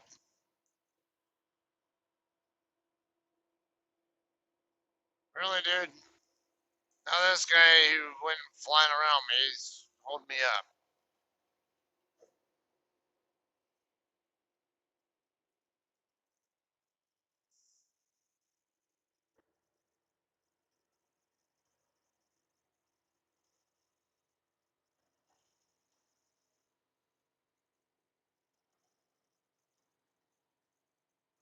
Is that all you see?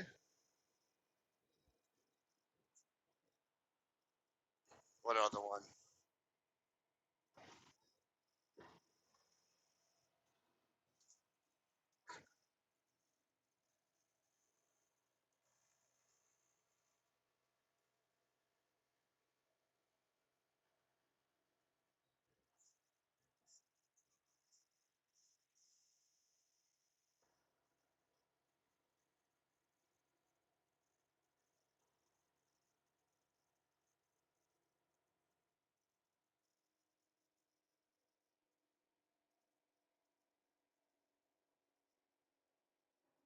We got some more slowing here at Palm and Kendall.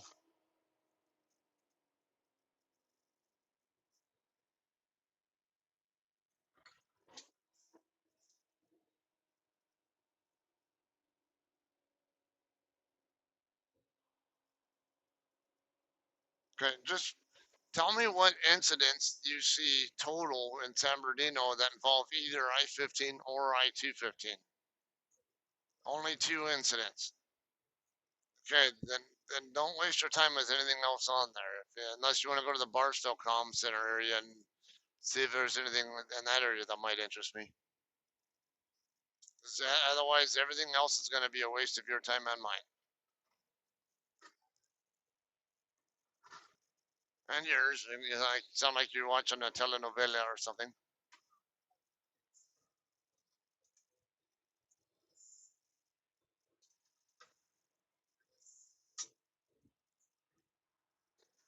Hit and run where?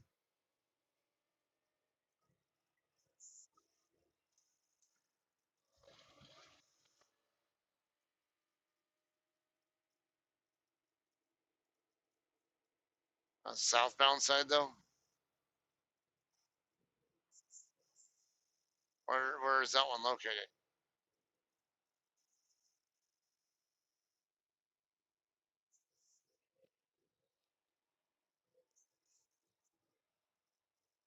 Okay, 102, that'd be in the exit to 211 area, which is about 30, around about halfway between Barstow and Baker. No. Okay. All right.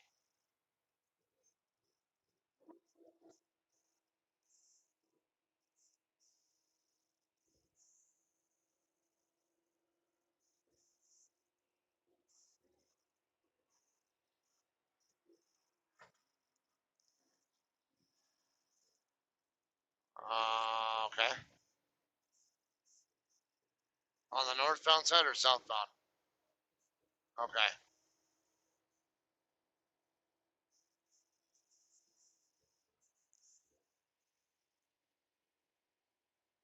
Okay, so probably either a disabled vehicle or debris on the road or something along that line.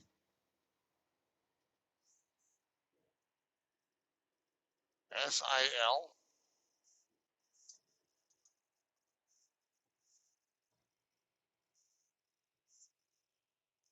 So a silver Ford F-350 in the center divider. Okay.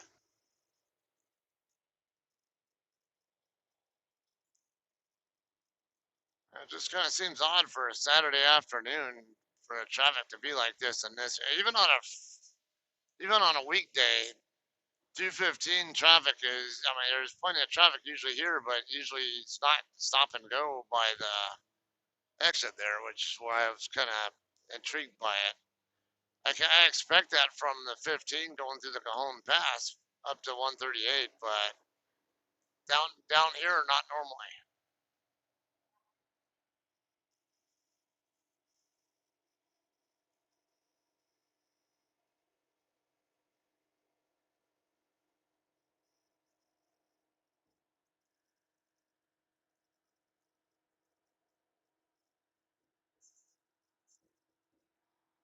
Okay. That's fine. I was just curious. So I'm coming up on Devore Road, and depending on how traffic looks going up the pass, you have a pretty good idea how long it'll take me to get up there. I'd say in the 330 to 340 neighborhood. Just depends. I'll probably say about 340ish in that ballpark. But like I say, it depends on if I'm gonna have to have stop and go here in the past. Okay.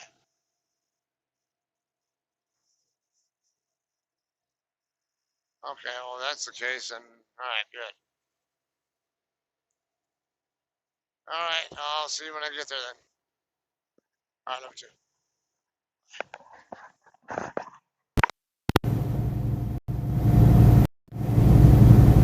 Okay, according to Dora, the Cajon Pass traffic looks fine. At least based on the Google traffic data. The only thing going on is there's a silver Ford F-350 in the center divider, I guess, over by Cleghorn Road. Not sure what's going on with it, but doubt it'll be a factor anyway.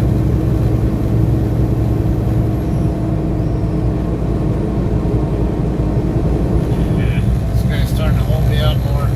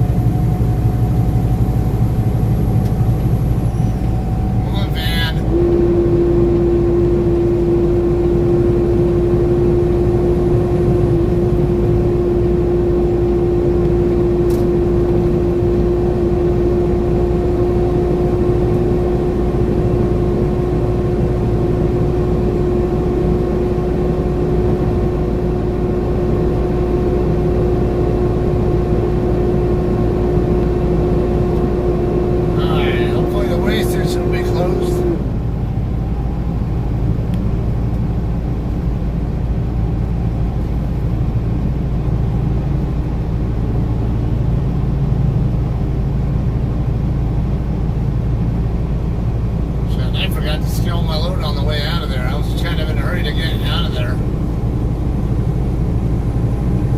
At 37,000 pounds, I doubt I'll have problems. I can tell by the way the trailer was loaded, and I'll probably be okay.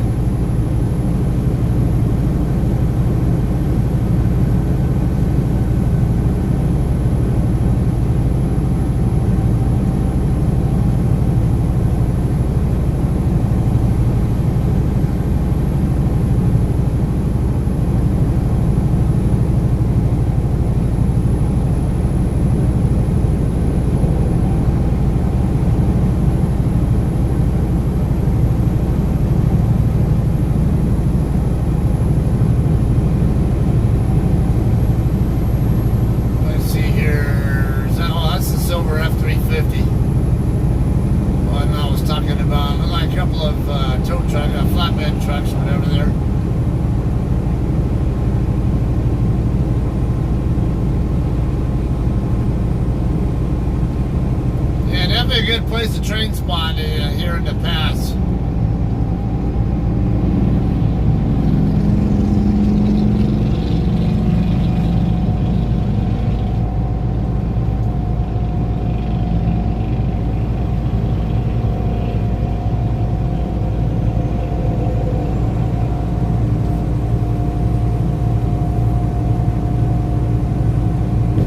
Looks like it's closed, but I can't tell.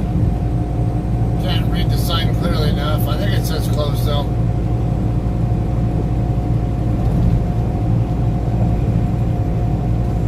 I got a bypass signal from driveways anyway. Yep, it's closed.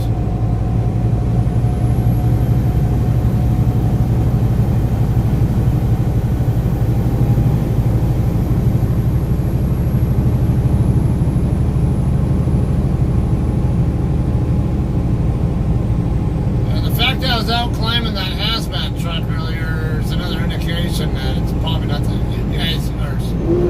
You gotta be shitting me.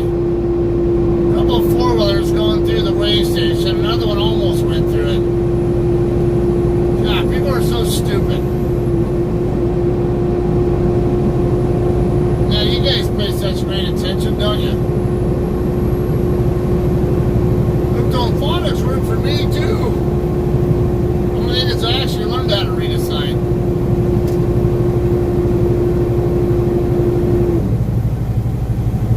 Well, it's a white van and the car behind it probably getting off the freeway here.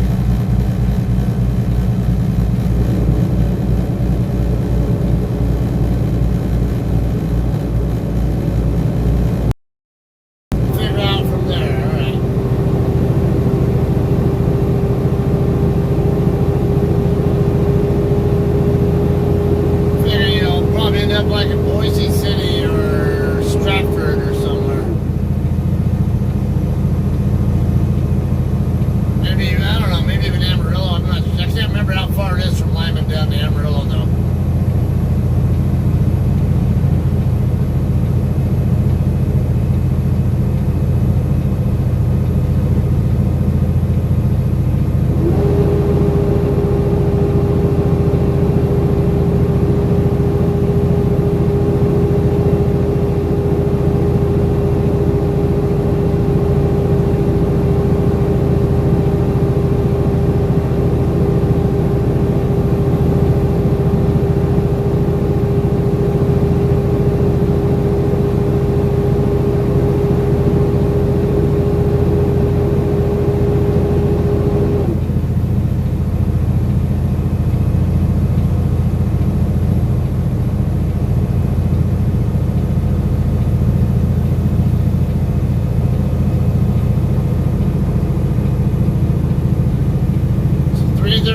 From Lyman to Amarillo, okay, that might be doable, depending on, well, let's see, from Wamsutter, 140. Yeah, Amarillo might be pushing it, but you might be able to do it. I would say Stratford, pretty good chance, but you'll end up there pretty late in the day, too.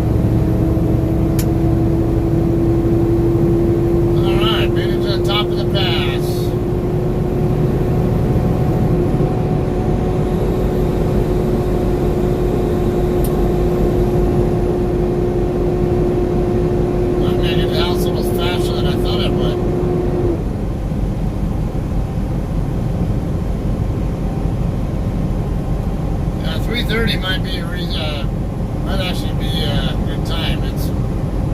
So I'm 10 miles away from the exit now, so I'll be off the freeway by about 21 or so after the hour.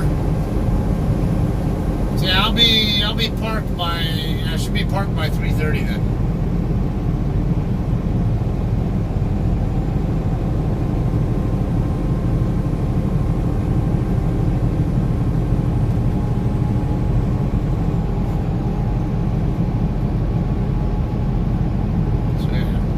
For hot wings. I actually like going to BJ's more.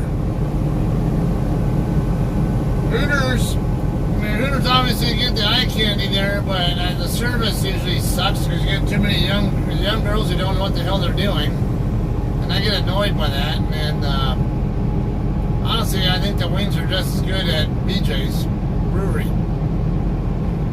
Plus, you get better beer selection at BJ's.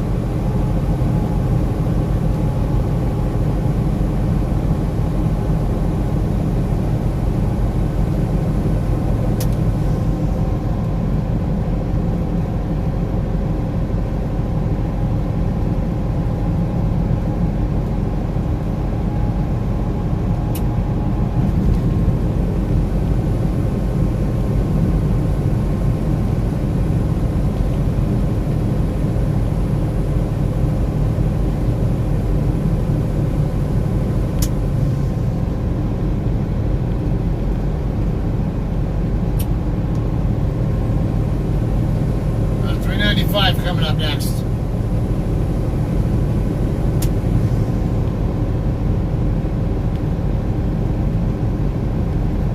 Yeah, BJ's overall pretty good. I like their Harvest Hefeweizen, and they have pretty decent food too.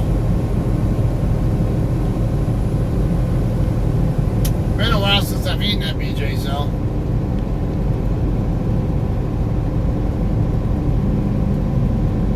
I really like to go as Yard House. They got good. That's a Lotus, isn't it? Or no?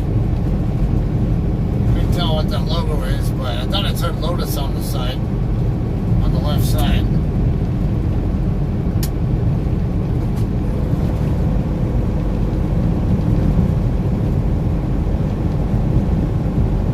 Looked like a Toyota Supra or something, but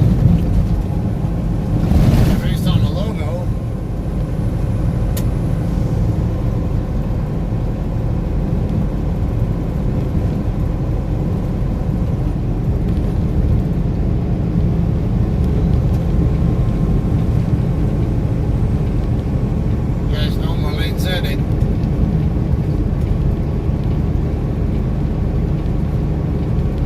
Don't be a douche. The fuck over there, dumbass. Get off your phone, dipshit.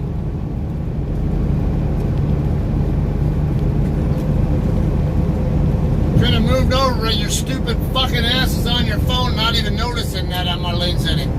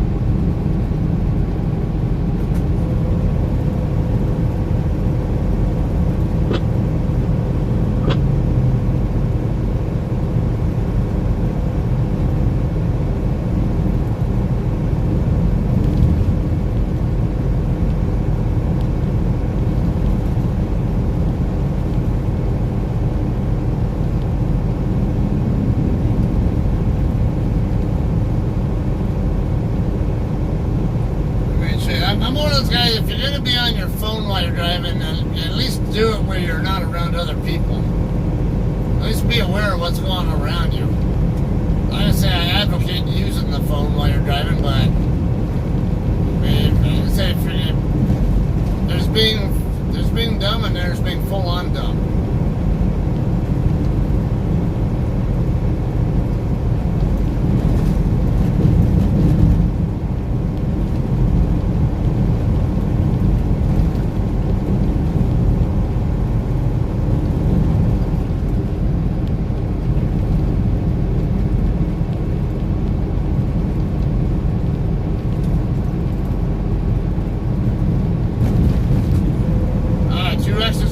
Bear Valley Road and then Nisqually. Texas Roadhouse. There are people, there are cars there, people out there in front of it. I know Dora's been wanting to eat there.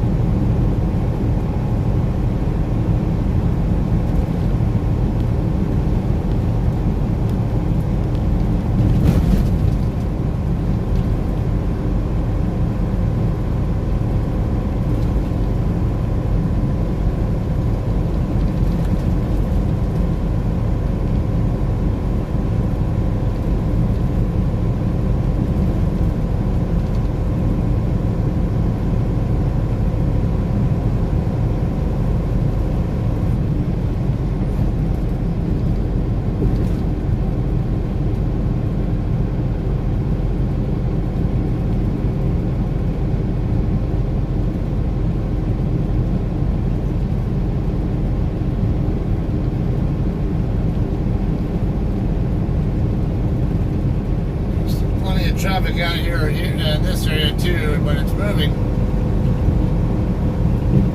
This looks fairly normal, to be honest with you. It's like constant sea of cars in the other two lanes.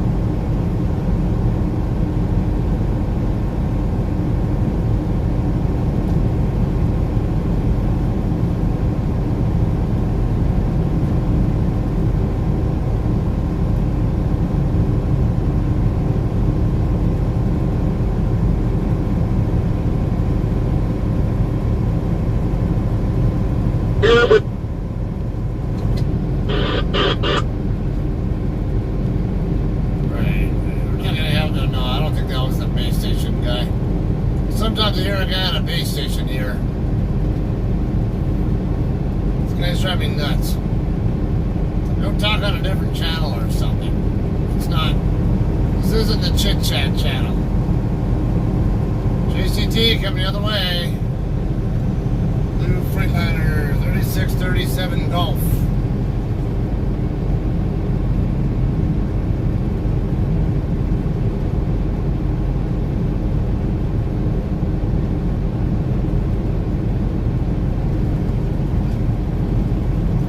That's a great place to stop. There's a spot right over here, just a little bit off a little further up on the off ramp. That's a lot safer to be.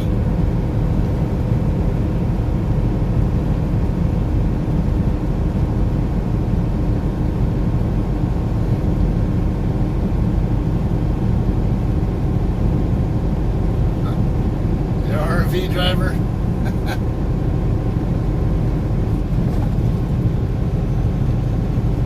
To get some entertainment and live instead of streaming.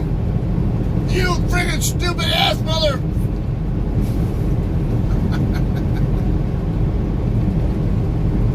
Who the hell taught you how to drive? Where'd you get your license from? A Cracker Jack box?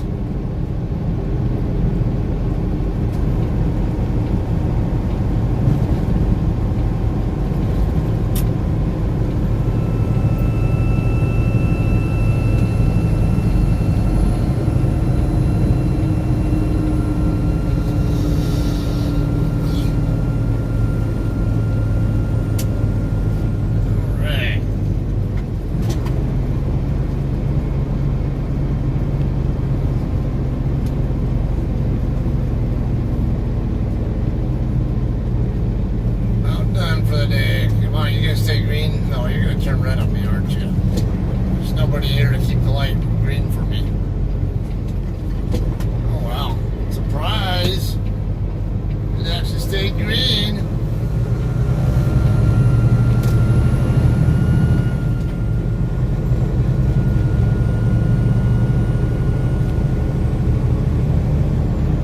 Alright, 2 still greens. I'm sure the next one's going to turn red on me.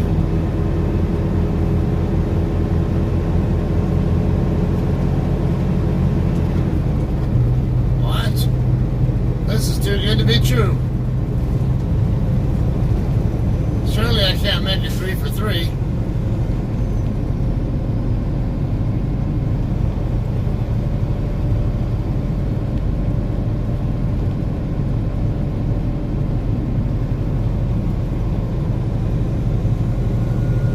Holy crap, I made it through 3 consecutive lights. This is a record.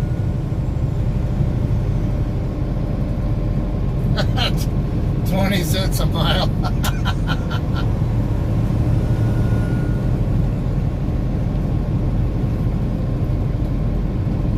So essentially what you're saying is don't give up my day job. That was pretty smart, dude. Actually, not very smart at all.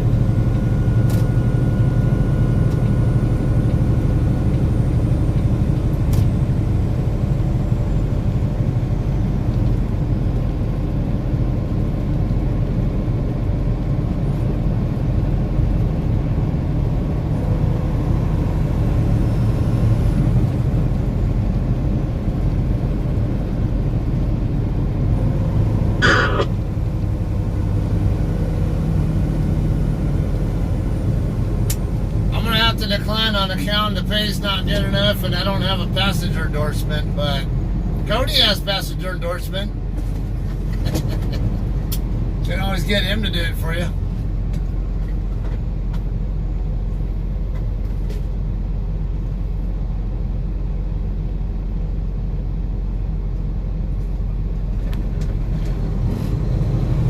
Alright, 3 for 4. It's like a baseball game here. How many times can I step up to bat at these traffic lights and actually get a green light instead of a hit?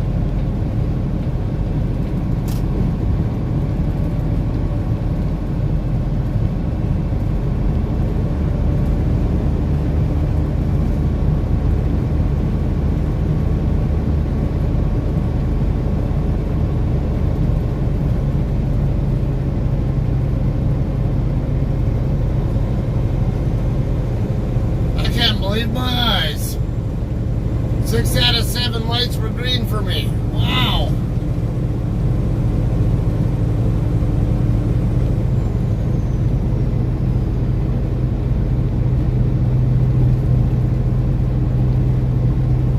This one's not going to work out so well because Hesperia road traffic just got a fresh green.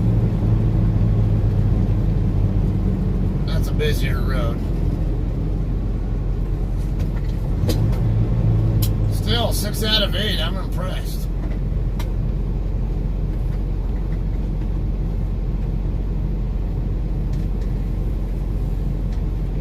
Is that a spot behind?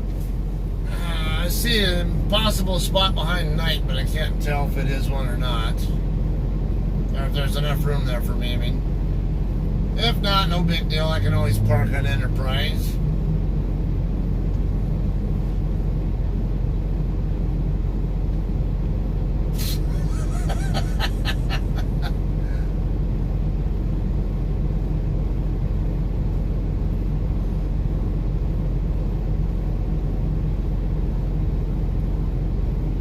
Man, honestly, that wouldn't surprise me.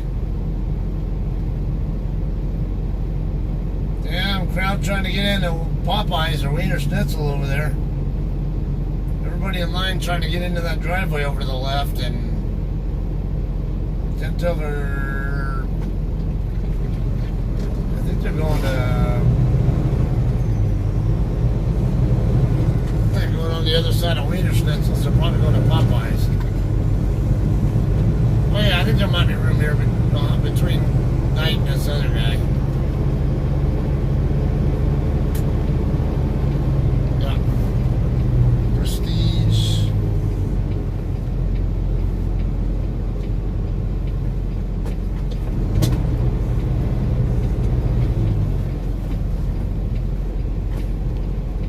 Come on, I want to see the other side of my trailer. There we go.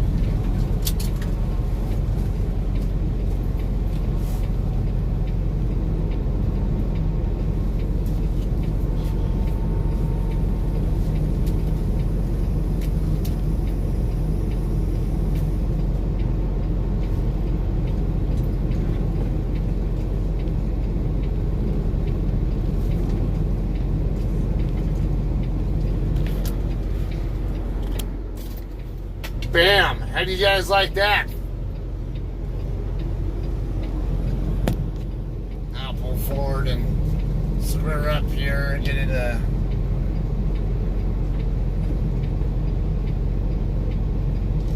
might have just enough room there for my wife to fit in behind me now.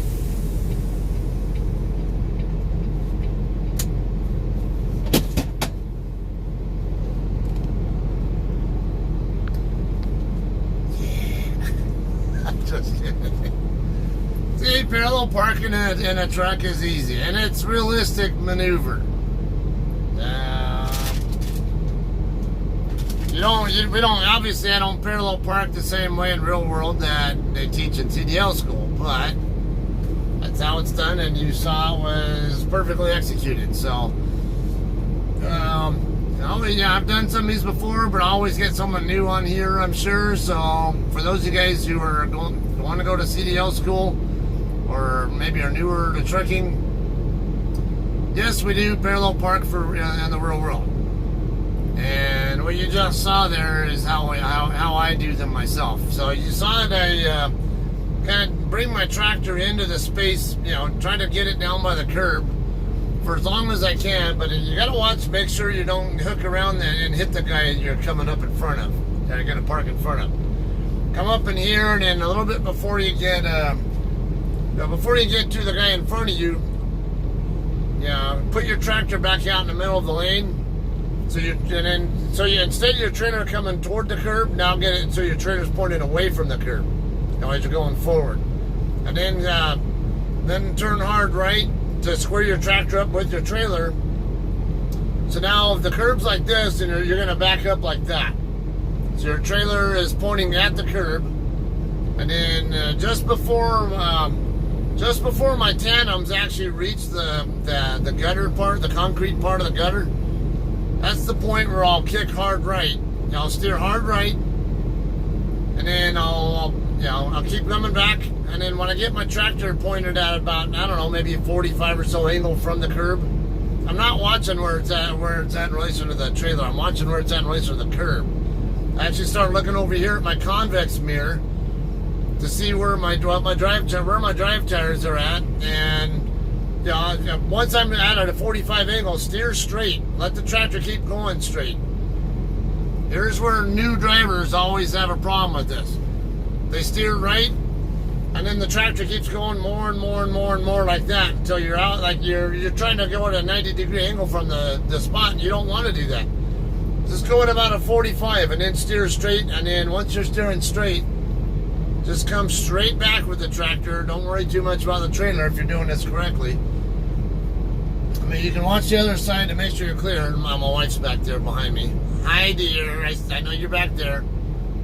I only saw because the front of the car was sticking out behind my truck just a second ago. Alright, so anyway, steer straight, and then just before your drive tires get to the gutter part, then kick hard left and keep coming back. And then as you saw, the drive tires lined up perfectly, the tandems lined up perfectly. Actually, I think I had just a hint of the drive tires just touching the curb when I was about to stop anyway, which is great. Then I, of course, pulled forward to get the distance in front of night that I want. Should make a video on the outside view of Parallel Park. Have Dora hold your phone so I can see how you do it.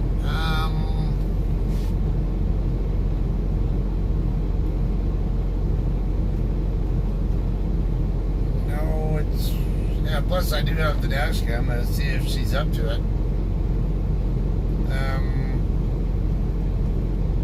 Yeah, I can always pick a different. See if she wants to do it. Maybe pick a different spot, and I'll. Because I can usually parallel park over here on Enterprise also. Let's see what she's up for it. Hang on.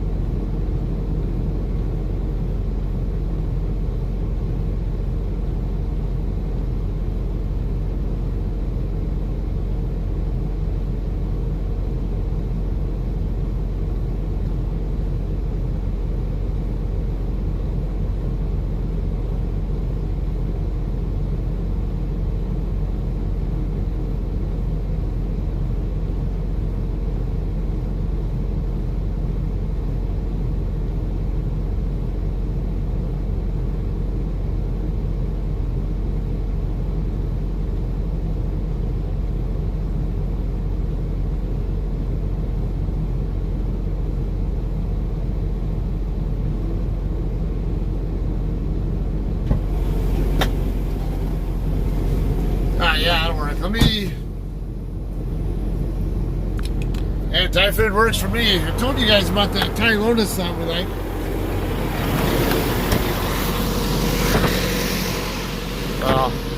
Yeah, I'm gonna go park. I'll move my truck over there, over by Church and Dwight. I think there might be on the other side of that Gardner truck facing the other way. In between the red truck and then there's another one. I think there might be a spot right over there I can always park in. And I'll have her go over there in advance and get a shot from up front and you guys can see. Okay, so where exactly do you want me to go? Okay. I think there's a spot between the two red trucks. So if you go up over by, I don't know, off to the other, facing the opposite way by where the front red truck is. Mm-hmm. As long as there's a spot over there, over on the other side of Gardner. Mm-hmm. Yeah, I'll try for that one. Okay, so in between, like right in front of that red truck? See how there's a red truck? Here? And then another red truck? Uh-huh. If there's a spot in between the two, which I think there might be, unless there's a car there, I'll go for that. Okay, and then if there is, I will park in front of that other red truck. Yeah. Where do you want me stationed? The one that's further up. Yeah, if you go down and then turn back around and park over by where the front red truck is. Mm-hmm. And then if you can get a shot of me from that perspective. Oh, that's easy. Okay. And we're actually, or no, Or do you want it from the rear perspective? do you want to do it from the curbs? Let's see. Hey, Cody. Do you want to do it from the? Do you want to have me have her recording from the curb or from the out front and across the street or something? Does he want it from the front or the rear? Probably be best to do it from the front so they can see what I'm doing with the steering habits and the tractor part of it. Okay. But now then it's just a matter of whether I have her stationed at the curb or across the street. So see what you guys come up with or what Cody wants. Yeah, I don't know which will work. I gave you two options. Which one works or which?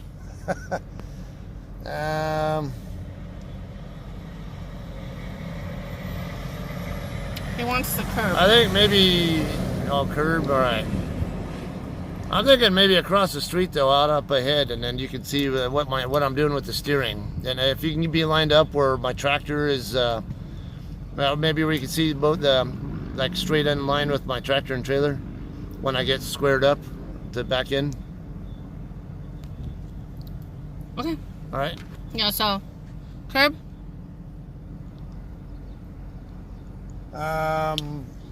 So park, cross the street, right there.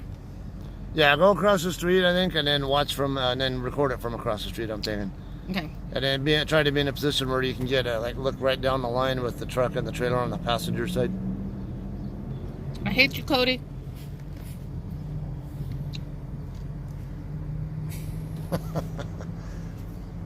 Nah, we're not on mute. That's nice try. Okay, let's do this. All right, so I'll be. Yeah, you drive down there first and be in position, then I'll come down. Yeah, I kind of need you to like go that way so I can go that way. All right. Love you. There's his backside. It's a cute backside, don't you think? Don't judge me, I'm the wife.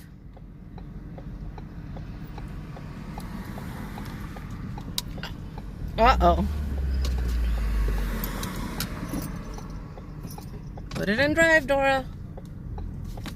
Hijo de la tostada.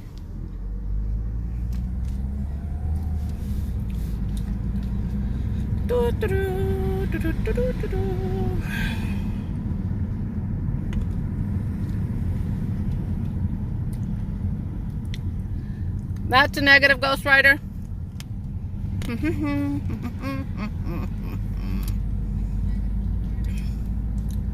He's gonna have to go. Huh.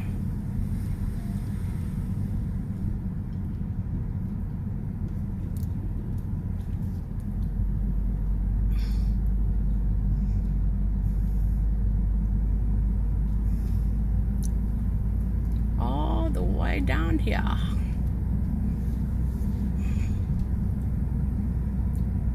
Unless he wants me to, yeah, no. I could park my car, okay, my friend's car. And no, I'm not paying attention to you guys, just so you know. I'm paying attention to the road because y'all know my husband is a little ornery. Ornery. Where is this man? Okay. I'm gonna flip a bitch. Yes, I said a bitch. Oy. I don't see him, guys. I don't see him. There he be.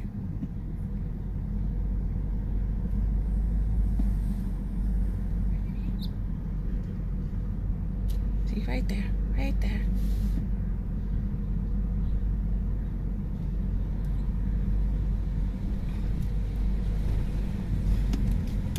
Let me see what he wants to do.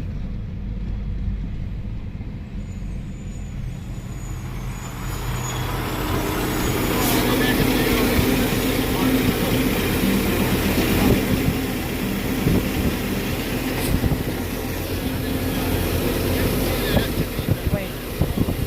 Okay, no, I know. I saw it. So, Park, you're going to flip a bitch and come back over here? Yeah, Okay. I'll leave enough room to, yeah. Hola, Cody. Hi.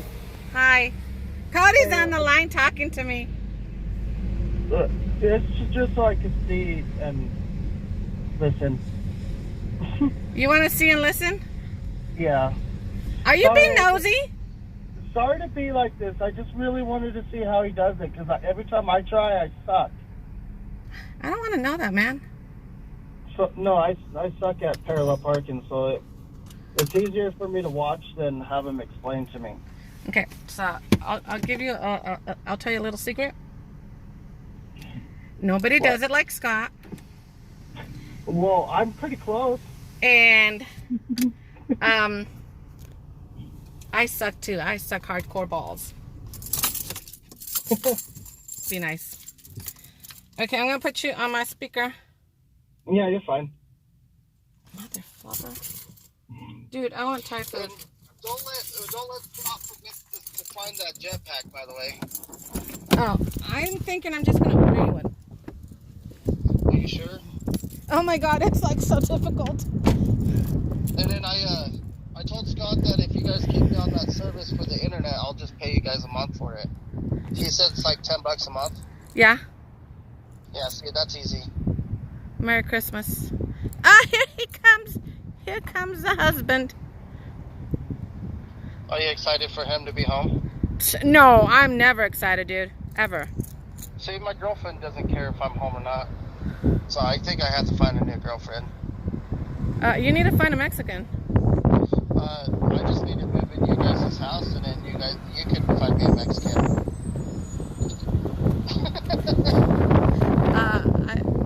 I'll shut up. Yeah, this is perfect. This is a good angle for me to be at. That's a good angle for you to be at? Yeah, this is very perfect. Okay. Yeah, this is perfect. I see how he sets up. Then he moves his tires to the left or right. Right? Yeah. Yes. Well, like, what is he doing? And then, see, I always hit the curb right here. Wow. Yeah, he doesn't. Yeah, I run over the curb when I try to parallel park like that. That's why I get frustrated. Then he pulls up. Be perfect. Come on.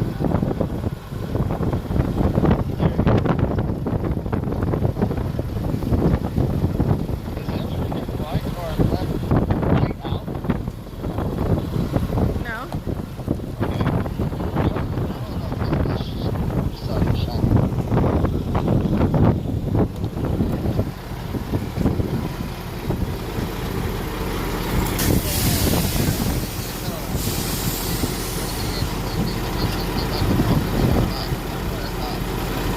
Okay.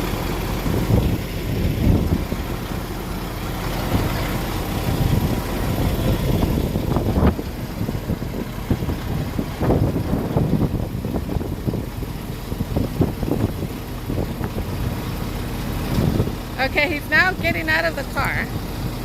And I am now, for whatever reason, lowering the volume.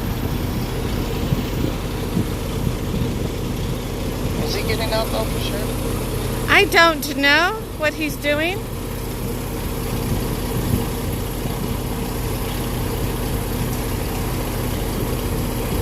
I hate that antenna. He has had it for years. Huh?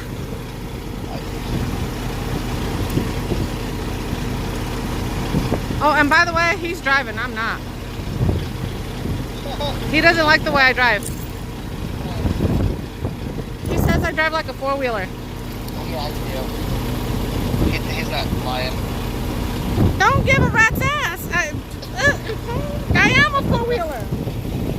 How's your kid? How's Chloe? The midget, she's still living. God, I miss her. She was like a sweetheart. She's an ornery little snot.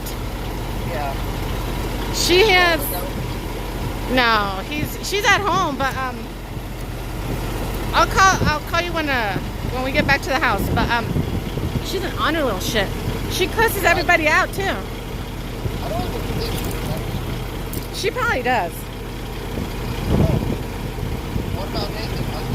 Oh my God, he's talking up a storm. Is he? Oh God, yes. Is he? I heard who graduated? Nate graduated, right? Allie graduated. She's in college now. Yeah, Allie. Stop getting old. I know. We're trying to find her a boyfriend. Allie?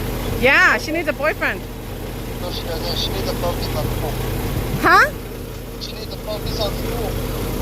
Yeah, but she also needs to experience life as a human being too, as a young lady. So we're trying to get her to do both.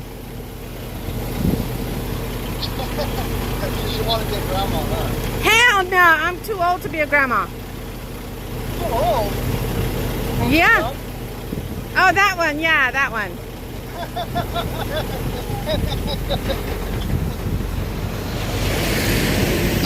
Bye, national carriers.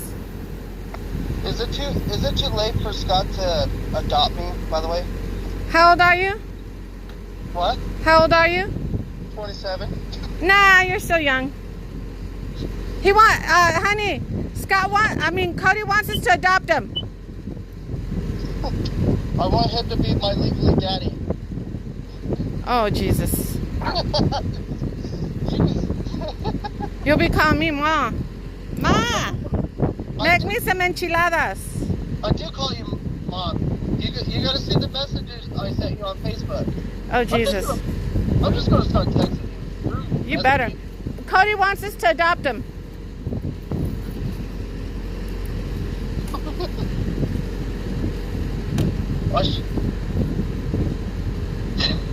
God, he's getting a tummy on him. He is not. He's sexy. He says you're getting a tummy. Here. Have your phone back. Man, I'm getting a tummy. He's one to talk. Yeah. I already had one. What are you talking about? That's what I told him. I'm like, he's a sexy beast. Boy, stop messing with my hubby. Uh-oh. New pillows. No, this is Kate's car. That's because it's Kate's car. Oh, I'm gonna go ahead and wrap this up here when I get here into the car. Yeah. Give you guys an update on when to expect me back on. So. Because I don't again. Oh, my fat self. Alright, Mom. I can barely even fit in this car. Shut up! I can fit in. Is Thai Lotus isn't open yet, right? Yes, it is. Is it? I already ordered. Oh, okay, so we just gotta go pick it up? Yep. We're gonna go get Thai food. Whose car is that? My friend Kate's. Is she single? Yeah. How old is she? 28. Dude, give her my fucking number. Send me I'll show her your picture. I gotta adjust this out for me. Oh my God. Someone's a little short. I'm only 5'2.5". Alright. We rounded up to 5'3". I don't think that's gonna stay up, but Tell her to add me on Facebook, Laura. Say, hey, add my son Cody. we'll see. Oh my Jesus. Why? She's a school teacher too. Hell yeah. Oh, you're forgetting that the bottom one is low gear, not drive. She pretty too. Is she? Oh, she's drop dead gorgeous. Yeah, she is a good looking girl. Am I ugly? No. Yeah. We'll make pretty babies. Okay, so the question is, if I was gay, would I do you? The answer would be no. Oh. Well, that would be kind of gross because I'm like a son to you. Oh my Jesus. Yeah, that would be incest. Yeah. But incest is gross, isn't it? No, it's not gross. I have to end the stream. Yeah. Or Well, I'm on Dora's phone right now. yeah, I can hear you through hers, but then I got my stream still running and pointing at me, and it's gonna fall down in a second, I think. I got 5 more hours left after my 30th shot. 5 hours, so about 300 mile range. Yeah, I'm gonna try to make it to Texas. Yeah, that should get you to Stratford. Yeah, I'm going in this truck shop to see if they have any anti-diarrhea medicine. Oh Jesus Christ, son. Just eat some rice. What? Eat some rice. Well, I'm not feeling good right now. What I'm saying is eat some rice. The diarrhea, it'll plug you up. This freaking Will it? Yes, it does. Rice plugs you steering up. wheel tilts in a weird spot. Yeah, the lever to unlock the steering wheel tilt, it's just a weird location for me. Alright. Well, hopefully we cross paths when I hit Texas, because I think my next load will go to Oklahoma. I need to stop at the yard to stop and get supplies and 2 more load locks. 2 more load locks. You can buy load locks at truck stops. Yeah, but I need an excuse to get to the yard.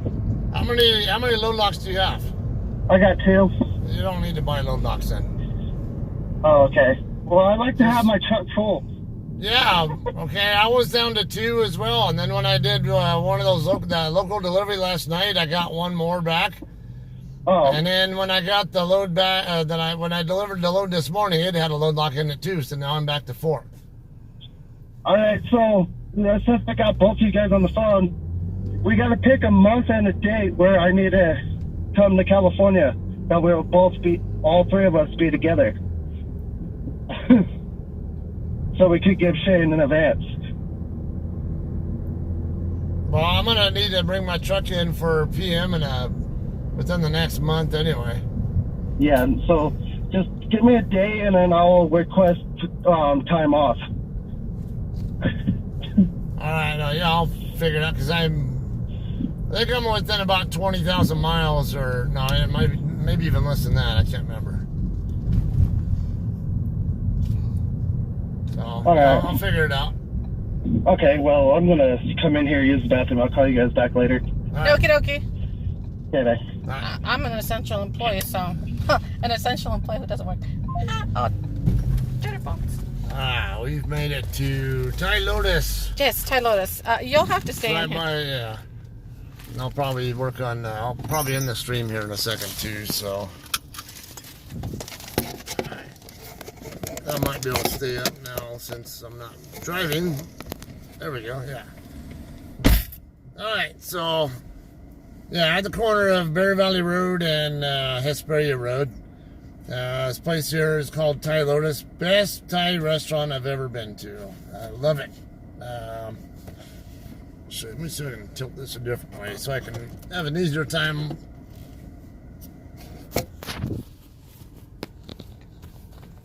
Pregunta te gusta Juanes?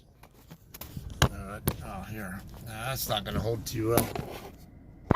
Damn it. All right. How about this? I'll mess with you guys. Here, get you guys dizzy. Alright, let's see what all I missed here. Alright, we were talking about the parallel parking. Cody, did that help you at all with the parallel parking, what I did? Hopefully.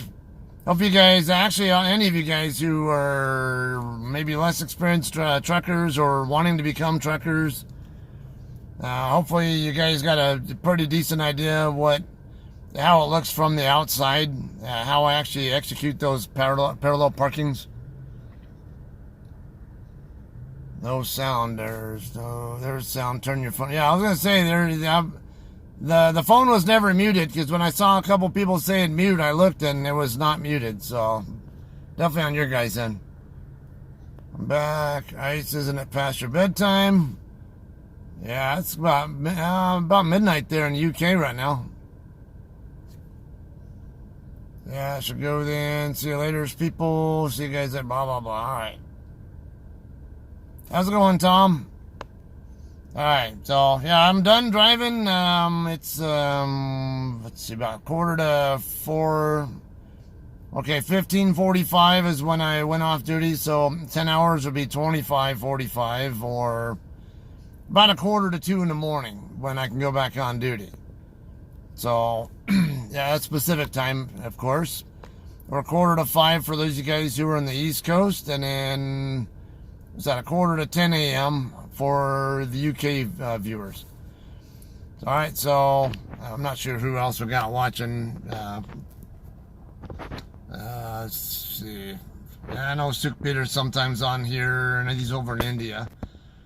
I forget how far it is. But anyway, that'll be one, probably about the neighborhood when I'll be back online, streaming again, going from here.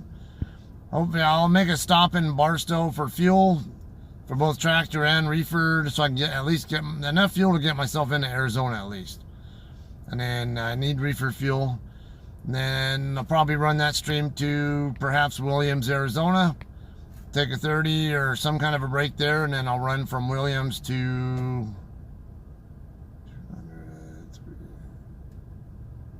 I don't know, maybe if I'm lucky out to if I can reach there, Dancing Eagle Travel Plaza, or about the exit 108 in New Mexico. So hopefully if I can get on that neighborhood. So somewhere in that ballpark. Might end up having to check up a little sooner than that though. I think I got the meat sweats going on. Meat sweats. Dora is eating. Zigzag. Catch you before CDL school tomorrow. Okay. Sounds good. Yeah, and let me know. Give me an update tomorrow when during the stream how things are going with that. What all you guys been learning about, or what you guys are covering, and what I've already done. So, all right, guys, I'm gonna go ahead and go offline. I'll see you guys in the morning. All right, take it easy. Thanks for watching.